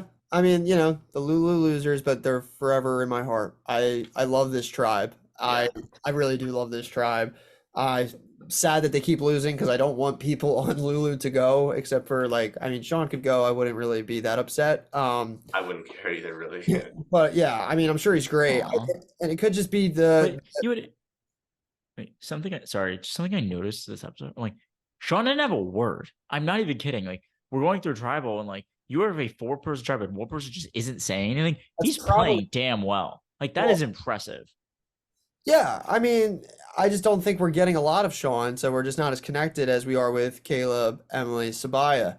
But yeah, Yeah, I mean, most of I'm the sure- time we're getting stuff from Sean. It's like not strategy related usually. It's like, oh, we just lost another challenge. This sucks. Or it's like with the whole Hannah things, like, oh, like the conditions are so hard. I feel bad for Hannah. Like, or like, oh, I'm so happy we finally got fruit. Like, this is huge for us. Like, nothing strategically based other than his conversation with Sabaya saying, like, hey, like, you're my number one. Yeah. That's really all we get. Yeah. No, I still think there's something to him, and I think we're gonna. I think he's going to be a 0 vote finalist if he makes it to the merge. Ooh, that could be Oh, interesting. I think he gets tribe swap fucked. It's either he Aw. either get tribe swap fucked or Hence he the little makes edit. the merge and goes to the end. That's what I'm thinking. Yeah, I mean, I'm sure Sean's great, but we just don't. I'm not as connected with him as I am maybe the other ones on Lulu, just because of what we've been presented thus far. That's Yeah, very but fair though. yeah, I mean, Kate, they get back from the challenge. Caleb thinks it's Emily. And, Sabaya tells him to tell Emily it's her, and they're going to do that back and forth thing. And Caleb, Caleb does not think it's him at this point. Emily finds out Sabaya's idol because Sabaya decides to talk about putting it in the candle, getting the whole vote back, everything like this. I want to know everyone's thoughts about, because they know they're going to tribal. They lost. Did you guys think it was gonna land on Caleb? I knew it was going Sabaya. I said that earlier in the pod. I just knew that those two would band together. What did you guys think about Sabaya telling her about the candle, like everything? What do you guys think, Alex?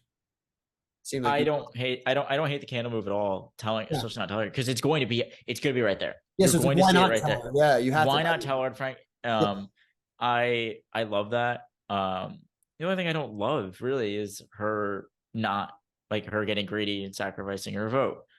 And from that perspective, if I'm in a 4-person tribe, I don't care how safe I think I am. Even if my name is Sean and literally no one's saying a word, I'd almost be like, maybe I should play it. But No, like the fact that her name is out there, even a little bit, that's the only move I don't like from her. Everything else I think makes sense. The other part, it's like, is it a little aggressive going for Sabaya? Sure. But I think they're all kind of playing like that outside of Sean. So I think it was a stupid move to tell Emily that she has the idol. I think she should have waited until she got Flint, and whenever Emily was not at camp, she should have melted it herself. but I but if think she's out of the game at that, what? but when you have 4 people and you're in danger, it's like, Well, no, she didn't. Sabaya didn't think she was in danger at all. she clearly did a little bit if she played the idol, if she Mm. did the whole fire thing. She thought she was so safe that she didn't vote at tribal council. I'm aware. I get what you're saying, but I'm saying going in, I think her mind changed there. I think because she just wanted to have her vote back finally. Well, and then she let wanted to me have her idol. Going into this next stage of the game, not knowing if there was maybe a tribe swap or not. She just wanted to make sure she had the idol in her possession so that she could vote. I think that was the only reasoning to why she told Emily, and I think it was stupid, because if you're going to hold information from only one person for many days at a time and then tell her the full truth of, hey, on day 4 Brandon found this advantage, gave it to me, and ever since then I haven't had my vote and I've been waiting for Flint, and now you finally tell them because you need Emily's vote in order to vote out Caleb. And the fact that Sabaya lied about not having a vote to Emily, so that's multiple lies to Emily just because she's on the bottom of the tribe. But hey, if you're on the bottom of the tribe early on, you're probably still on the bottom of the tribe. Like, if you vote out Caleb, Emily, you're the next one to go if they go back to tribal council. So just sharing any sort of information that was already a lie just to get her to vote with you. If I found out someone was trying to get my vote and had lied to me, if I found out that they lied, I'm not going to trust them again. So I don't know. I thought it was stupid for Sabaya. I think that was the nail in the coffin right there. I think Emily was considering voting out Caleb because he was a threat, and then when she found out about the idol, was like, okay, now 100% I'm voting Sabaya. Let me get Caleb on board to save him. I think that's what happened. Possibly. I mean, I want to stick with the side of, I think, because it was going to come out anyway, in a sense, too. I think the mind was already made up. I think Emily was going to vote Sabaya anyway. But regardless, she says, Tony has bag of tricks. She's got. That was funny. I she has appreciate a it. trucker tool set. I love that. Toolkit, She brought so much, like, personality to the show. I really love Sabaya. I know Steven mentioned before, he's like, can the survivors, like, bring fish to tribal if they don't have fire and, like, cook it over the fire? Yeah, yeah. Jeff would be fucking pissed and be like, no. I think they should try it. If they don't have Flint, they should just bring a bucket of fish and be like, hey, like, can we cook some fish while we're at tribal? Yeah, he'd be like, no, you have to earn your fucking fire. I don't know. I think he would let it slide for TV purposes. Jeff, I think, is getting more in the direction of, I should let things slide because these players are funny. Mm-hmm. I think so too. Then also, I think it was on an interview with Rob has a podcast with Sabaya's exit interview. I think we found out that Sabaya had tried the previous tribal council, Brandon's vote out tribal council, to burn the candle in her torch, but she was trying to do it secretly, and it was pretty obvious that she was trying to do it, so she quickly like stopped and then was like, I'll Really? try it another time. Interesting. So I saw a lot of people like on Twitter and stuff And it talking wasn't about how burning. like that would be such an epic moment, and then for it to actually happen was pretty cool. Yeah. There you go. Yeah, we end up getting to the vote. We're at the edge of our seats. Is it Caleb? Is it Sabaya? Where's this gonna land? Right? It lands on Sabaya, and I'm sad, but I'm happy that Caleb's still here. I love Caleb. I love Emily. I think they are going to be a duo. If those two get into the merge, I hope that they can do some damage and not just be an easy pick off and have just this red and blue war. I hope that I hope there's some Lulu at the end of the game here, because they have Yeah. such an amazing story, and I would like to see it come a little bit full circle in that sense. And Caleb's hype, Caleb's safe. So yeah, how do you guys feel about that? Yeah, I'm really happy that Caleb's safe, especially that for the listeners who heard my survivor pool pick at the end of last episode, I had Caleb to not go home. So that's 2 weeks back to back that I chose one of the Lulus who was between two people, and I had one of them, and the one that didn't go home is who I chose. Emily the second episode, and Caleb the third episode. So it's been nerve-wracking watching, but I've got good picks. But You're yeah, you're so proud of like almost accidentally being right. I know. Yeah, I so love it. I was going bold, and it ended up working out luckily. But yeah, I'm happy that Caleb stayed. I think that he's just going to be. I mean, I love Savaya too, but I think Caleb's going to be a really fun player to keep watching. I was always high on Caleb as a character. I was always high on him having an absolute 0% chance of winning because everyone would think he's a huge threat. But I'm glad he stayed. That would have sucked if he tried to vote out Emily, and because he voted out Emily, that he would have went home from a 2-to-1 vote if That would have been if something. Sabaya did vote, and then with her not voting, let's say he did that, it would have been to 1-to-1 vote, and then Sean would have had the sole vote to vote someone out, and he would have obviously voted out Caleb. So Caleb would have went home if he voted for Emily. Good thing that he changed his mind. What I'm curious about is should Emily or could Emily have just been like when like a little bit into tribal, when they have a decent amount of questions asked, if the candle's not fully melted yet, could she just say like, hey Jeff, I'm ready to vote, like let's vote, just so that she doesn't get her vote, That doesn't would have get her been. idol. Well, here's the thing. I think they all have to agree to go vote, right? Like Haley, the whole I think Haley, I all of didn't them would have consent. to agree, right? Oh So my God, I love that. I would be like, we're gonna keep talking. I was just going and going and going. Like Jeff, what's your favorite color? Like literally asking the most random bullshit questions, and I'd be like, Jeff, no, yeah, I'm not. tell me more about your water boy story. Oh my God, I would literally be anything. I'm like, Jeff, you see, you had our team. What was it like growing up in Kansas? And oh my God, I would keep going, and people would hate me, but I'm like, I need to stay. But the funny thing, I think I said this to you last night, Steven. Mhm. What if like, I mean, obviously I doubt it, like it would be funny, but like say like Sabaya got up like to go vote, and in that time, like she leaves it in there because oh the idol's still burning, and the other players like let it burn or something, and it's just gone. That's well. So Like what the if people producers start did, you saw what the producers did though, right? Inside the candle, it was like some sort of metal that can't burn.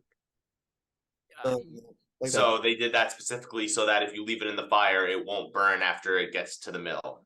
So and then again, like inside was the idol and the the note scroll, yeah. I mean, inside the scroll.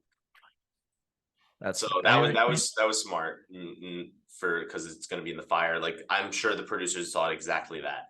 Yeah. Yeah, but also, so I was listening to the rap podcast, and they were talking about the Sabaya interview, and Rob wasn't 100% like Sabaya didn't say this word for word, but she was kind of insinuating this that the producers might have asked her to read the idol like parchment at tribal in the at vote. tribal council, because think about it, I think Sabaya was planning on not reading it and just voting, and then checking it out back at camp.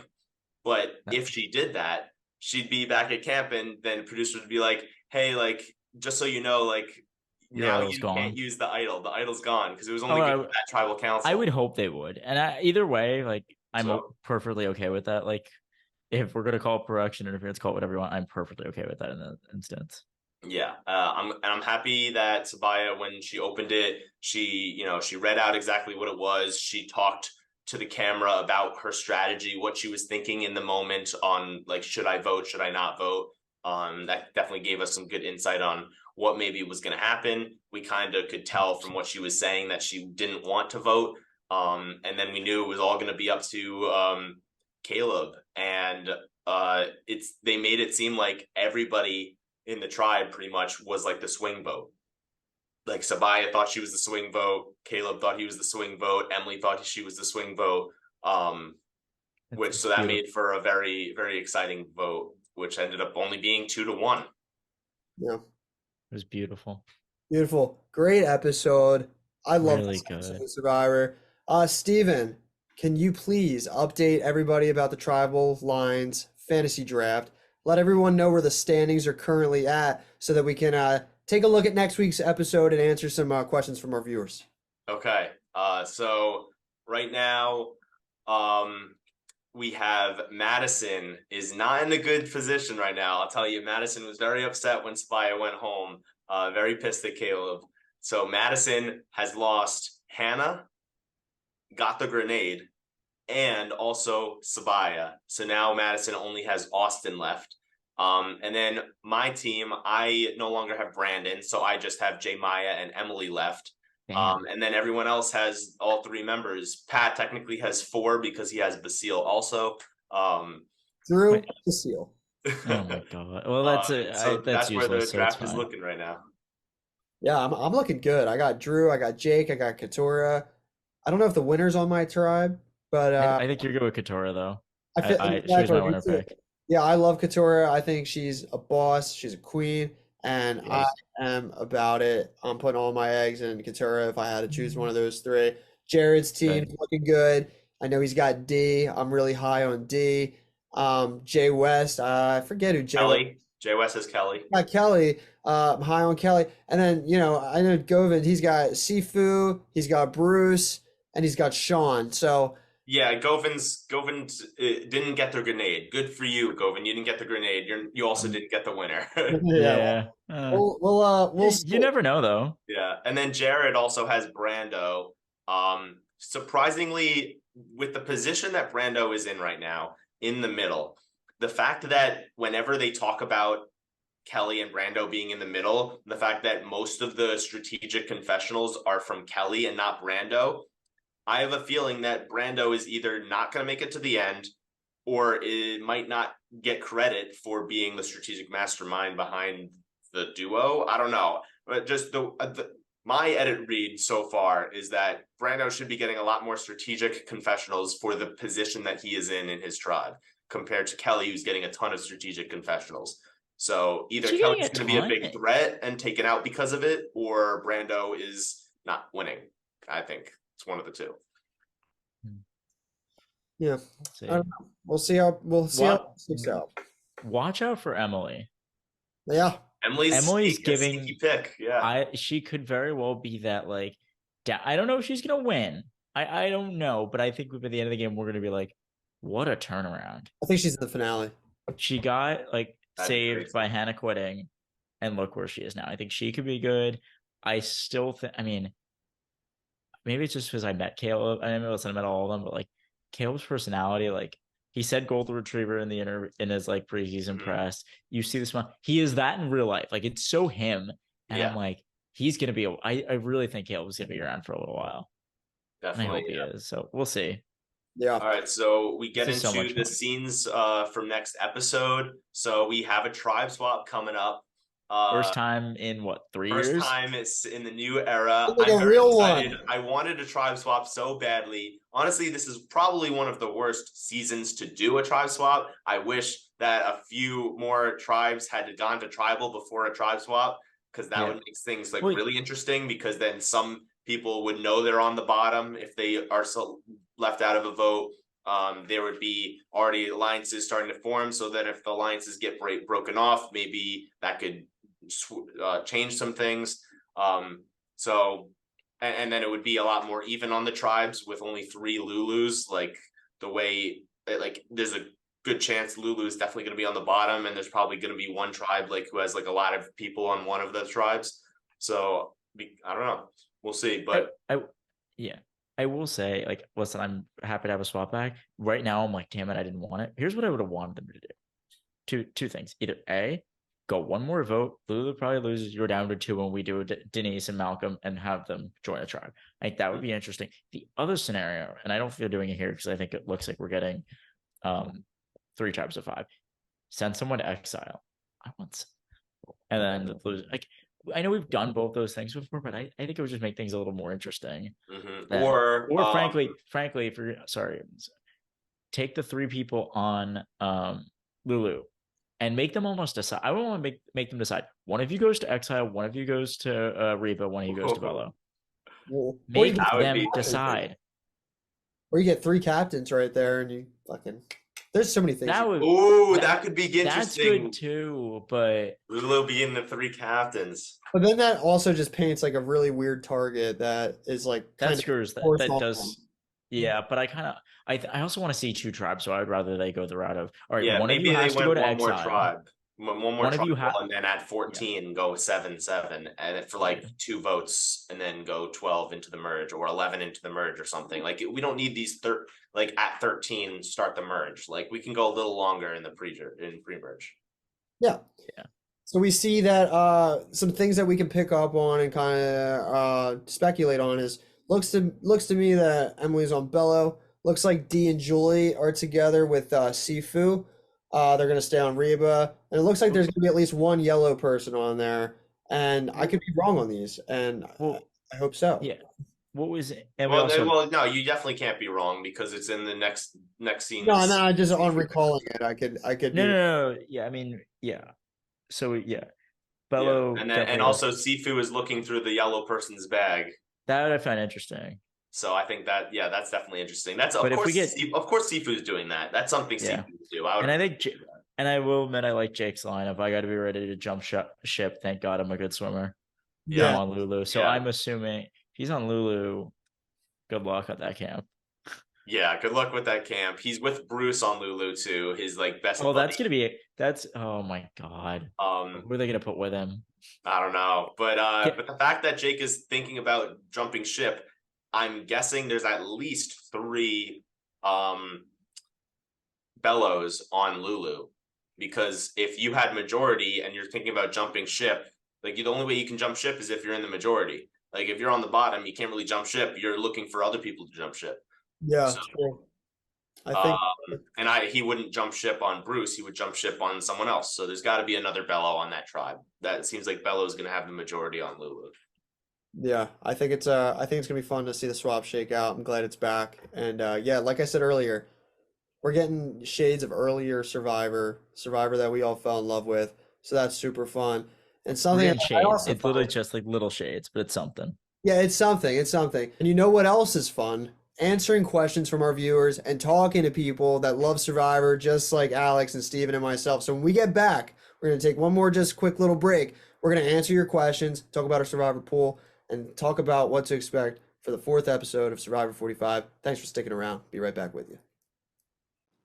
If you're a Survivor fan who's wondered how well you might do on the show, I host my own Survivor game on Zoom where you can play in online immunity challenges, form relationships and strategize in Zoom breakout rooms, and vote people off until we crown a sole survivor.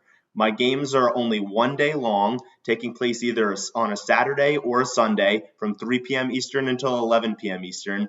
So if you are interested in playing one of my Survivor games, DM us on Instagram, let me know that you want to play, and maybe you will be the next sole survivor. Welcome back to the Tribal Lines podcast. We want to thank you guys so much for listening to the podcast, but also we're going to answer some of your questions. So, Steven, what's the first question we got on the board here? All right. Our first question is from Anthony. Anthony asks, imagine if Emily votes for Sean, Sean votes for Caleb, Caleb votes for Emily, and Sabaya doesn't vote because of the idol. So, and she doesn't use the idol. Now we have a three-way tie between everyone besides Sabaya. Would Sabaya go home by default because the people involved in the tie can't vote, and Sabaya is the only one who can now receive a vote? Yes. Sabaya What do you guys think? Do you think Sabaya automatically goes home, Nope. or does that mean, or do you think the three people tied end up voting, and doing a revote? They definitely. I would think they would have them all get up to vote, because in this instance, Sabaya can't vote. They'd be like, all right, 3 of you go vote. If any of them change their mind, then you go with whatever the vote is. If not, then Sabaya's gone. Right. The thing is, though, when the rule is if you are tied, yes, for the same amount of votes, you can't vote. So then technically nobody can vote. But that's with 2 people. Because Because I then think that's the with three reason also. With 3, no, they don't vote either. If there's 3 people tied, that's that. I'm pretty sure I think they let them flip. I think No, the rule is if you are tied, like you can't vote, like regardless. But I'm saying in this It's a three-way tie. instance, in this instance, you I think think they would break that they would rule? they would have them all Have vote to.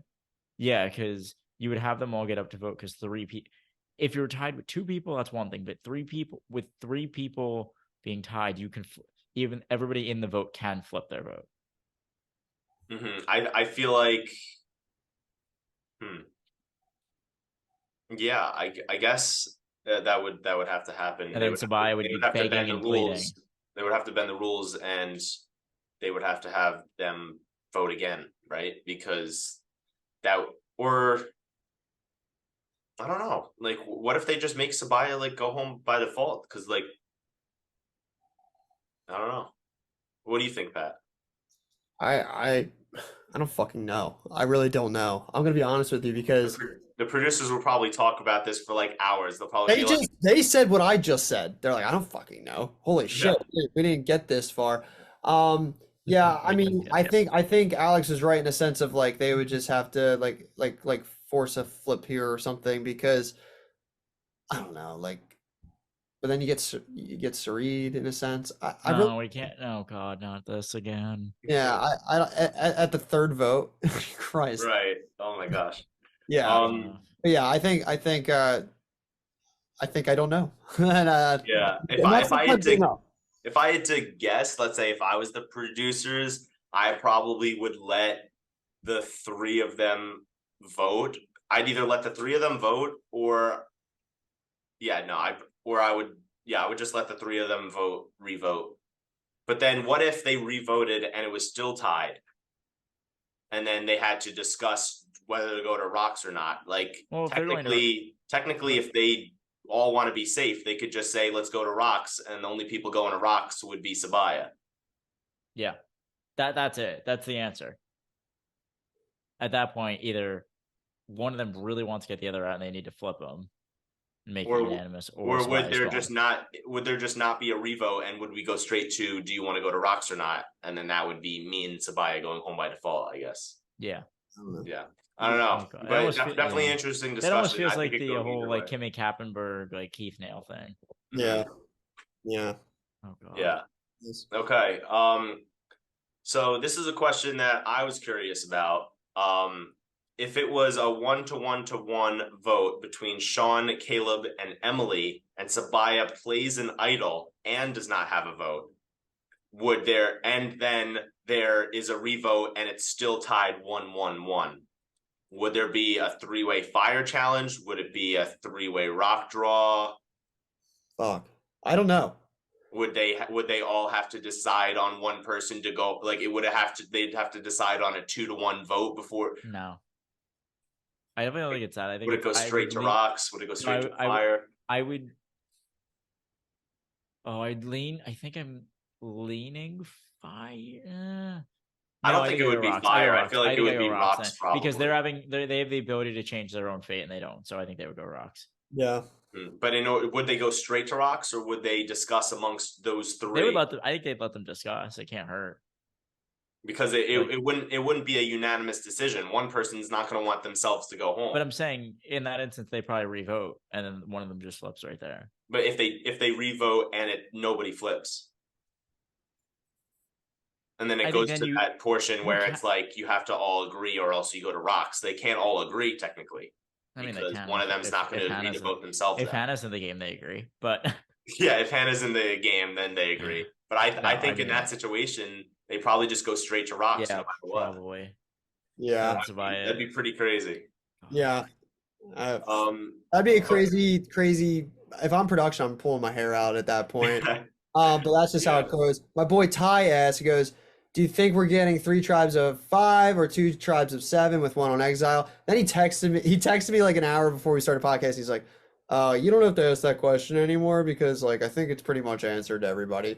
But and we talked about it a lot. We touched on it. We won't touch too much on it, but yeah, I think we're getting 3 of 5. I wish it was a different circumstance. I like bigger tribes, especially if we're going to split it up and start with smaller tribes to begin with. It's like you're just shifting people around, which is a swap, yes, but I like when the numbers kind of change a little bit more, or like I don't know, but yeah, Especially with 3 tribes, it gets a lot more interesting when there's more people on the tribe, because there's a higher chance of there being many people from multiple tribes. Like if there's a tribe of only 5 people, there's a chance there could be like 3 or 4 people from the same tribe, because because there's a 6 to 3, with 6 people, like the chances that a lot of them get on the same tribe are actually pretty high. If there was 2 tribes, maybe it would be like a 3 to 1 or a 4 to 2 to 1 or something like that, which would make it a lot more interesting.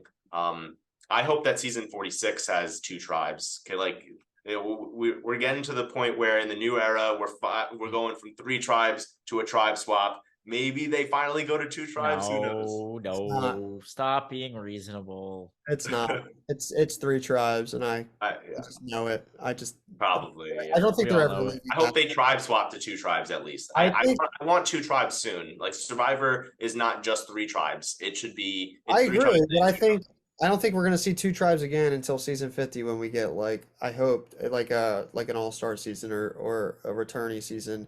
maybe. Be a 2 tribe. We'll see. I could see We'll a see, yeah. tribe pulling that back out there. Because But another thing about having 2 tribes is you get more camp life. And with the 90 minutes too, you get more camp life and you'll get more strategy time, because there's only 2 tribes you have to worry about Really? rather than 3 tribes you have to worry about. But you have more people on each, so you might be getting more. Yeah, Of I don't know. I don't think it people make all a the difference, time. honestly. yeah, it really depends. So yeah, let's ask our next question. Shane, Okay, so Keith Yeah. asks, was this the right decision for Emily to make? Then the decision being to take out Sabaya instead of take out Caleb. yeah, it's 100% the best decision to make. I think so too. I think that she couldn't trust Sabaya, and she can trust Caleb. Caleb's the one who was, trying to align with her when nobody wanted to align with her. Yeah. I think it was the smart decision. And I think that was my friend Keith. So just a little shout out. Thank you for listening. Oh yeah. Yeah. Also- All right. So Shane asks, what do you think the new tribes will look like? I don't know. I mean, we got a little bit of We got a couple pictures, but like got a couple pictures and some things to speculate. I think we see, Jake and Bruce are together. With probably a majority Bello. Yeah, it looks like I think the tribe is a majority Reba. Julie and Sifu are together. It looks like we're gonna So get that's going to be a majority Reba, because I- there's already Julie D and Sifu on Reba. yeah, and I think there's gonna be 1 yellow on each of the tribe. I think they're all gonna be split 1-1-1. Yeah, that would be my guess too. It's either going to be that, or it's going to be 1 on one tribe and 2 on another, and then 0. Like I don't think they're Imagine- going to be on the same tribe. Imagine they had the majority on a tribe.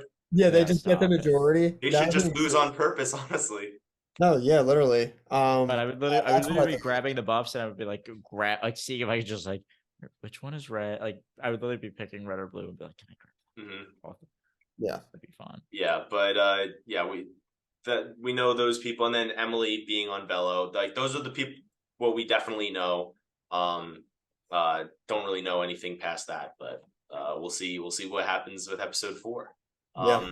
Okay, so Keith also asks, who is best equipped for a swap?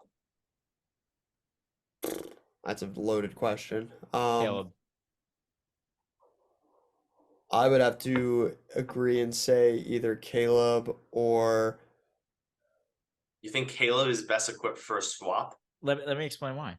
and I know where you're going with this. So yeah, go But ahead. you know part. I think you know part of where I'm going with it. Maybe. And part of it being the obvious. Well, one of it, his social game, I think, is really good, and I think that's really key in a swap. You need people to like you, and you need people to like you quickly.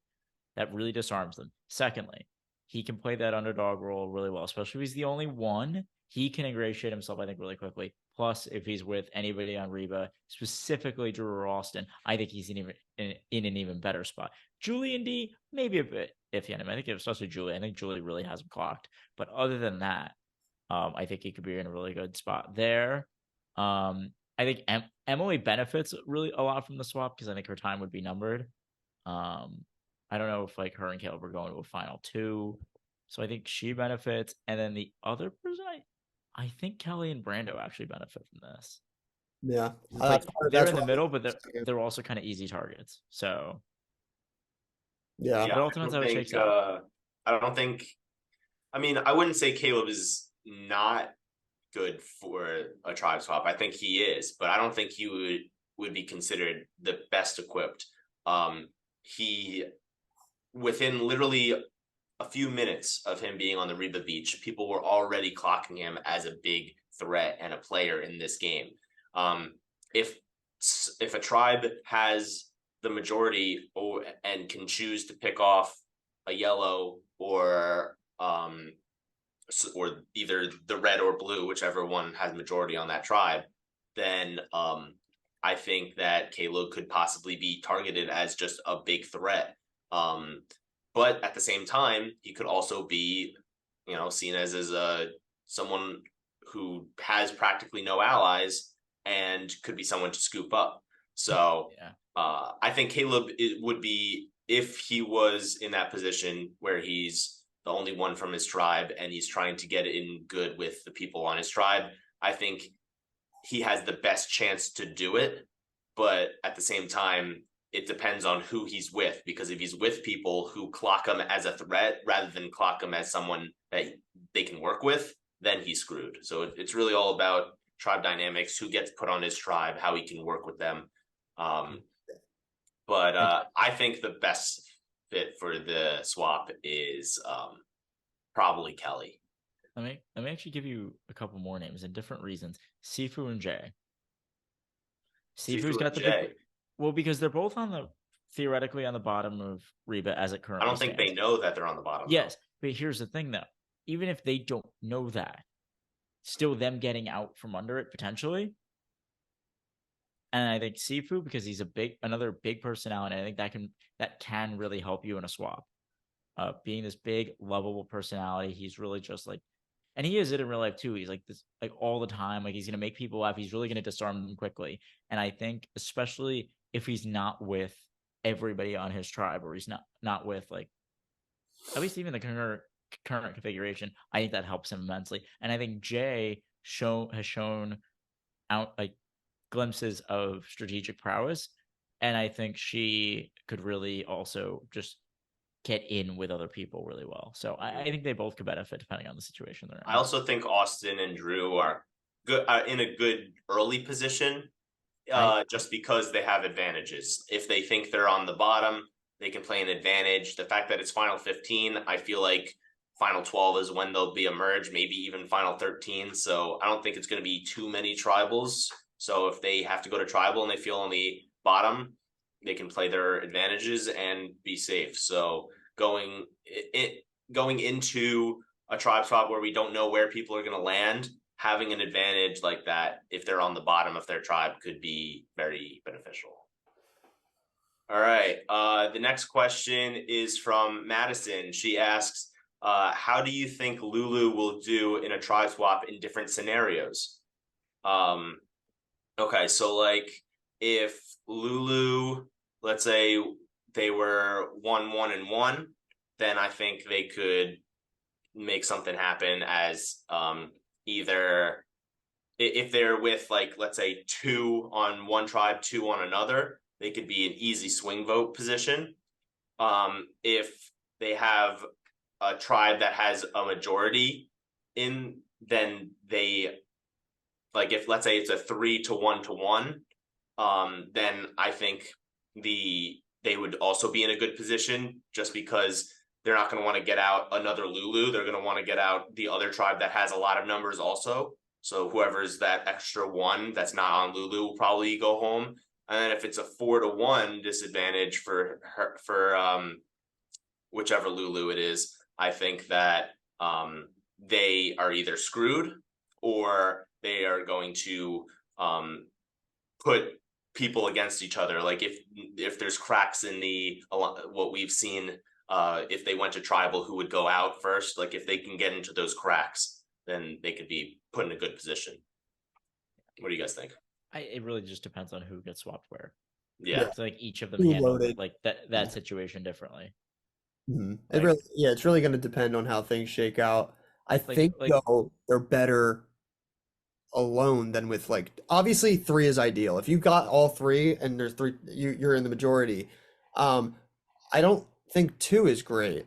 Because then one of them could easily more so be What the if- target. What if it's 2-2-1 and you have an advantage?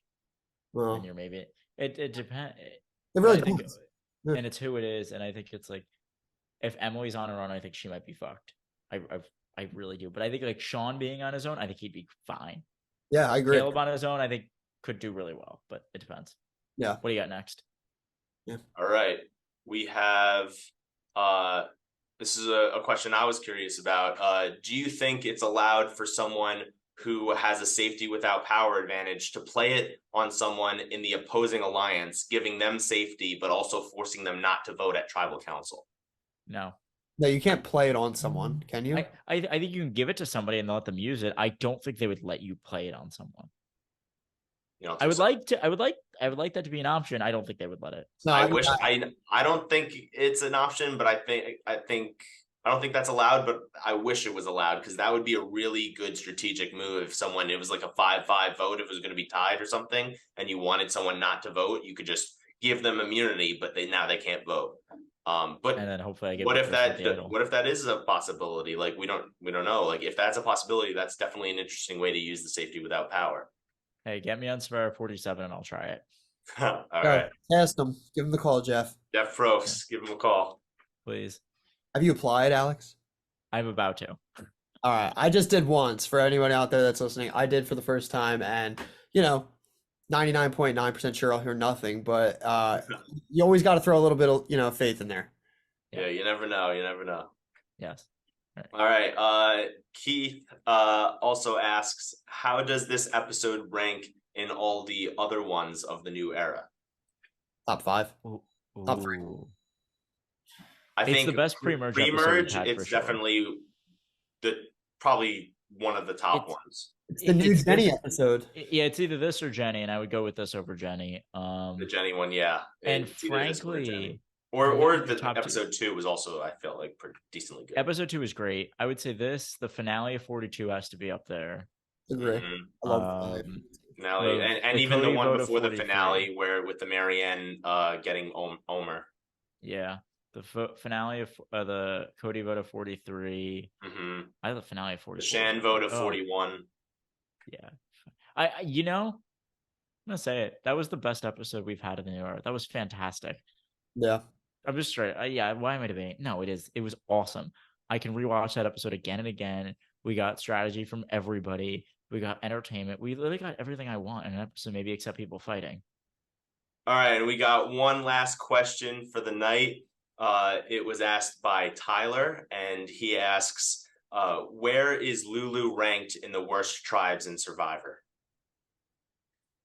The worst. Second worst. I think, yeah, they're definitely down there. I know Ua is definitely one a really bad tribe. The tribe in season 10 That pretty much got Cool. completely Oolong. destroyed. The one Stephanie was on. Oh, that's Yeah. that's the worst tribe. That's Yeah. I'd That's say interesting. that's probably the worst tribe. Yeah. This Matt is, Sing's I not mean, better. going 3 in a row losing is pretty bad. So, and But then they won. This tribe Matt won a Singh challenge. also, I think, right? Yeah, I would say that they're better than Matt Singh and Oolong because they actually won a challenge. yeah. Right. They did win a reward challenge at least. So, Yeah, keep you safe, sadly. You know. all right. So those are all of the questions from our viewers. Thank you guys so much for submitting those questions. We're going to be doing this every week where you can submit your questions the Thursday after an episode. So please feel free to submit whatever questions you want. We'd love to answer them for you. So now we're going to go into our Survivor pool picks. So last week, I chose Caleb and Pat chose Drew. I was very close to losing, but barely got saved. That was huge. And now we move on to week number 4. So Pat, who do you think you would pick for the Survivor pool? Well, there's an extra layer now, Steven, because there's a swab, and we don't really know how things are going to shake out. So call this a little shot in the dark. But I feel good about Kelly. I think whatever happens with Kelly, she's not going to be the next person voted out. I just feel good with that. So I'm going to go with Kelly. And I haven't picked her yet. So Okay. The person I'm going to go with is Austin. I don't know exactly what's going to happen with the tribe swaps. So I want to pick someone who has an idol, and that's Austin. I also think that Austin is either going to be a possible target and will have to play his idol and vote at the tribal council, or he is in a good position. He doesn't risk his vote. He doesn't use his idol, and then he has his idol for future rounds. I also think when he goes to the merge, he's going to be a target because of just how physical he is. I think if Bello is shooting at Reba, they would probably want to go after the stronger people, such as Austin. So I don't know if his lifespan in the game is very long. So why not pick him now when there's a lot of uncertainty with the tribe swap and he has an idol? You want me to give you guys a pick just for fun? Yeah. Alex, if you were, let's say, in a Survivor pool, who do you think would be a good strategic pick right now going into the tribe swap? I mean, Austin would probably be my pick, but to be different and a little fun, I'm gonna go Sean. Sean, okay. How come do you think Sean would be good? Because I think we're talking about how you're in a swap, and especially if it is likely 1-1-1 or somehow Sean is one of the only ones, I think that benefits him. I think he is social enough to get out of it. I think he's strategic enough to get out of it, but he's not a big threat. Nobody's thinking of, "Ooh, Sean is this big threat we need to take out." No, yeah. And especially, and if he's on a tribe with there, and if Sean's on a tribe with either Caleb or Emily, why are you getting rid of him when those two are there? Yeah. So. Yeah, it makes a good point. And right now in our Survivor pool, everyone got it right in week 3. So we still have 8 of our 9 original people left. And right now, Pat is in a really good position because Pat chose Sabaya the first pick, and Sabaya's already gone. So now Pat has one more person to choose from in the future than everyone else. So he's in the lead right now, but anything can happen. One wrong pick and you're out. So, but he's in a good spot right now. That's right. Love being in a good spot. Like I'm playing Survivor, I want to be in a good spot. So I can't get too cocky. I can't get too comfortable because that's where it's gonna bite me in the ass there. But yeah, it's been fun. It's been absolutely a blast playing this Survivor pool party. Yes, get me in it next year, guys. Oh yeah. Oh, definitely. I will crush all of you. You probably. Seems to be the case here. But yeah. Anything else we want to discuss here? I know, Alex, we want to thank you so much for coming on to the podcast. This is the first time that I had met Alex, and look, so Alex has got the right idea here. He's got a nice microphone. It sounds crystal clear. I was doing the whole microphone thing until I had some issues to where I hope to have the microphone back because I'm with it. Look professional, look great. Thank you for all your insight. Thank you for wanting to talk Survivor. It's been really fun. Anything you want to tell the pod before we sign out here? it's been such a pleasure talking about this show. I haven't done it in a little while, but it just brings back all the good feelings. Thank you guys so much for having me. Yeah, we'll certainly have you back, dude. Yeah, Oh, we'll have to Yeah, talk. of course. About it. Thank you for hopping on. Yeah, yeah. Steve.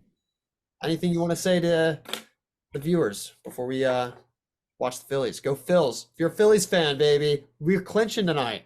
And if you're not a Phillies fan, I'm sorry for being annoying, but go Phils. Let's go. Are Philly fans ever sorry for being annoying? No, I told you, Alex, I'm a little different. I'm not that crazy. All right.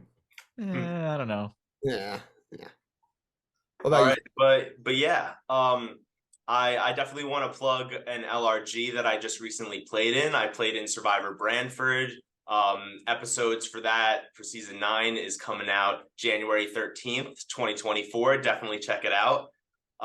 And if you are interested in playing in an LRG, this is such a great LRG to apply to. It's really well edited, really well run. We get an Airbnb on a lake in Connecticut. So we have lake challenges, we have beach challenges, grass challenges, idols, the whole shebang.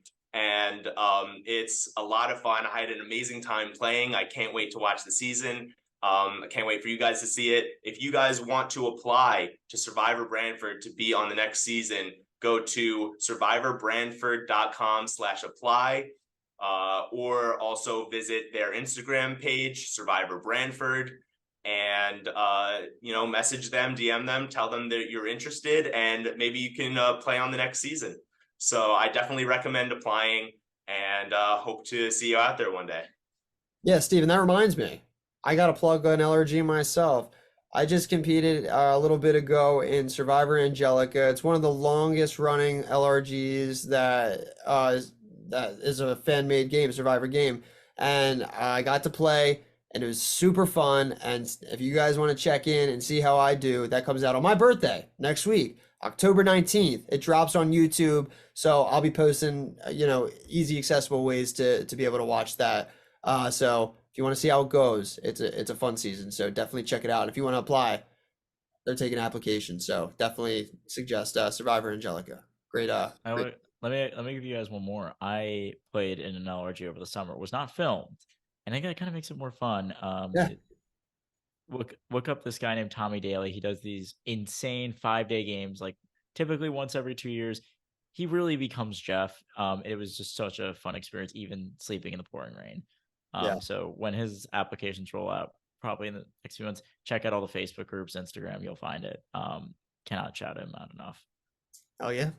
Well, we want to thank everybody so much for listening to the podcast. Steven, Alex, and I, we appreciate everybody showing us love. We loved answering your questions, and we will see you back next week for episode 4 of Survivor 45. Thanks, y'all. Thank you. See you guys.